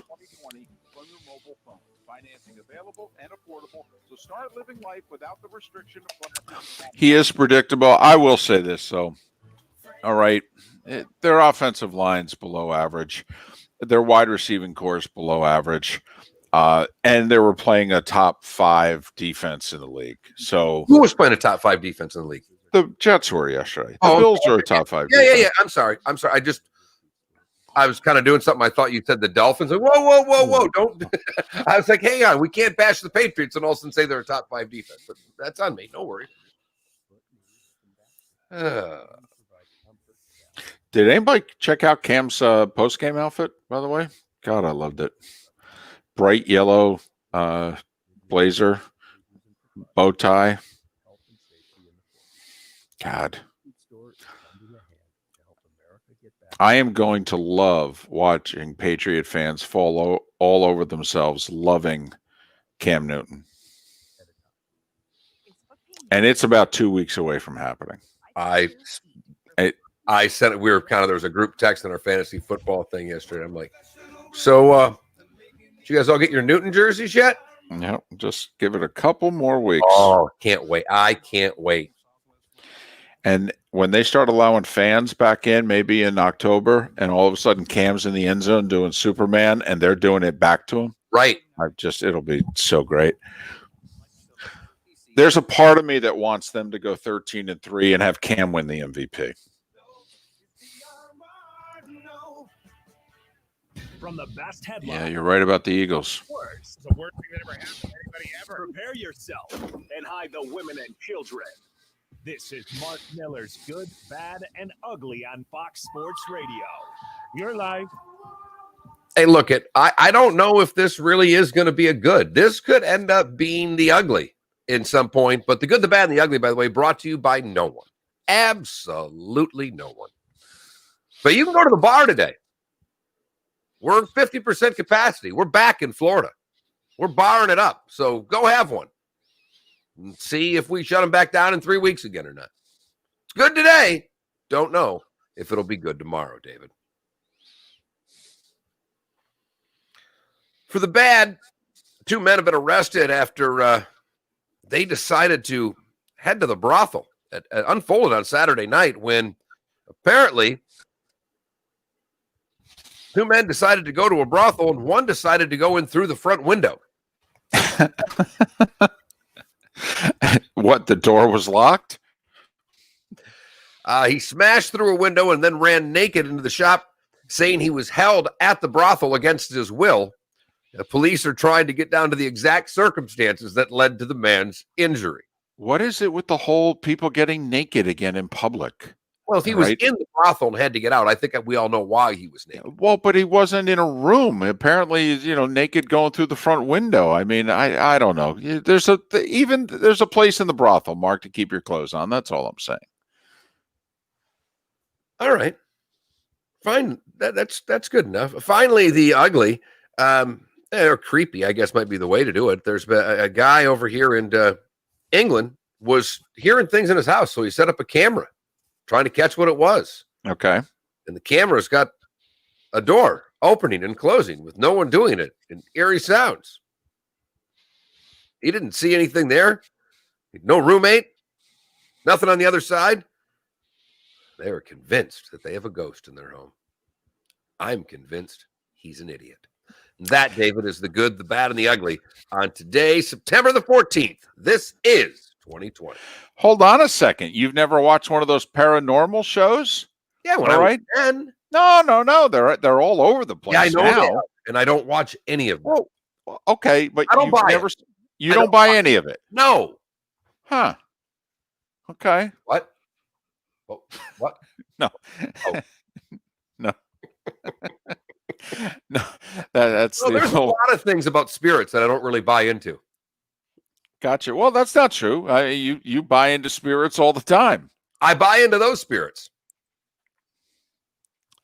I don't know.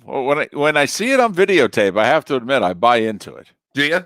Yeah, I do. Have you ever seen a ghost? Okay. Listen, Mark. Okay. It's the old Lily Tomlin line. Okay. You talk to God, you're religious. God talks to you, you're schizophrenic. Okay. I mean, so I understand there are certain things you just have to take on a leap of faith. If you show me video of a door opening and closing by itself and you can prove to me there's no strings attached, I'm in. Well, there you go. By the way, the poll question finally got up during the Steve Deace interview. It is simply Golden Girls, ... overrated, underrated. So far, the Moulton crew, the underrated. This will be one of the worst votes we've ever had. Because I don't even think you look at it on the you can't even really understand the question. But when we get our poll question up in the final 20 minutes of the show, what can you expect? The bonus hour is still ahead. Another unsponsored item in the Miller and Moulton repertoire, the bonus Twitch hour. We are breaking down Big 12 football. I'm telling you, that's part of what we're talking about. We never even had a chance to get to it. The debacle that is the Big 12 and how many conferences should get in the playoff before them. Right now, it's 2. The AAC and the Sun Belt, in my opinion, rank ahead of the Big 12. Maybe an undefeated Oklahoma can squeeze in. Maybe. But they better hound Iowa State, David. And Kansas. Miller and Moulton. Thank you so much for listening. Football is back. All right, you guys enjoy the rest of the day. We'll be here tomorrow. All right, Giro. Thanks, man. Thank you, Giro.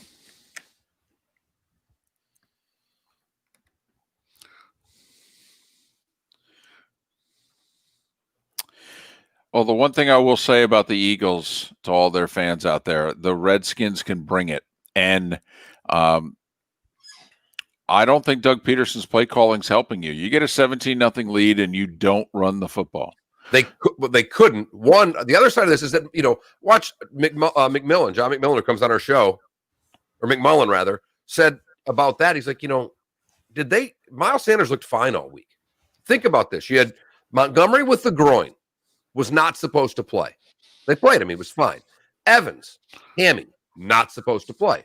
He played. Didn't do much, but he was out there. Well, Miles Sanders didn't even make the trip. Now, look at the one thing McMullen did say at the end. Were they thinking they were going to roll over this Washington team and not eat him? Were they keeping him out a week as a smart precaution? But you had said it all along. You've been saying it for 2 years, David. That defense up front's good. It is. And they drafted another guy to make them better. Their front seven's very good. Everybody in that, I play in a fantasy league, It's our big money league where you get to play. And I only bring it up because it's fun. And the people that are in this take this very seriously. You're winning 5 figures if you win. This is no joke. And we were toying around with playing Boston Scott there or whatever his name is. Right. And at the end of the day, we just said no. And I flat out said, he's a backup in Washington. Front seven's good. They're good.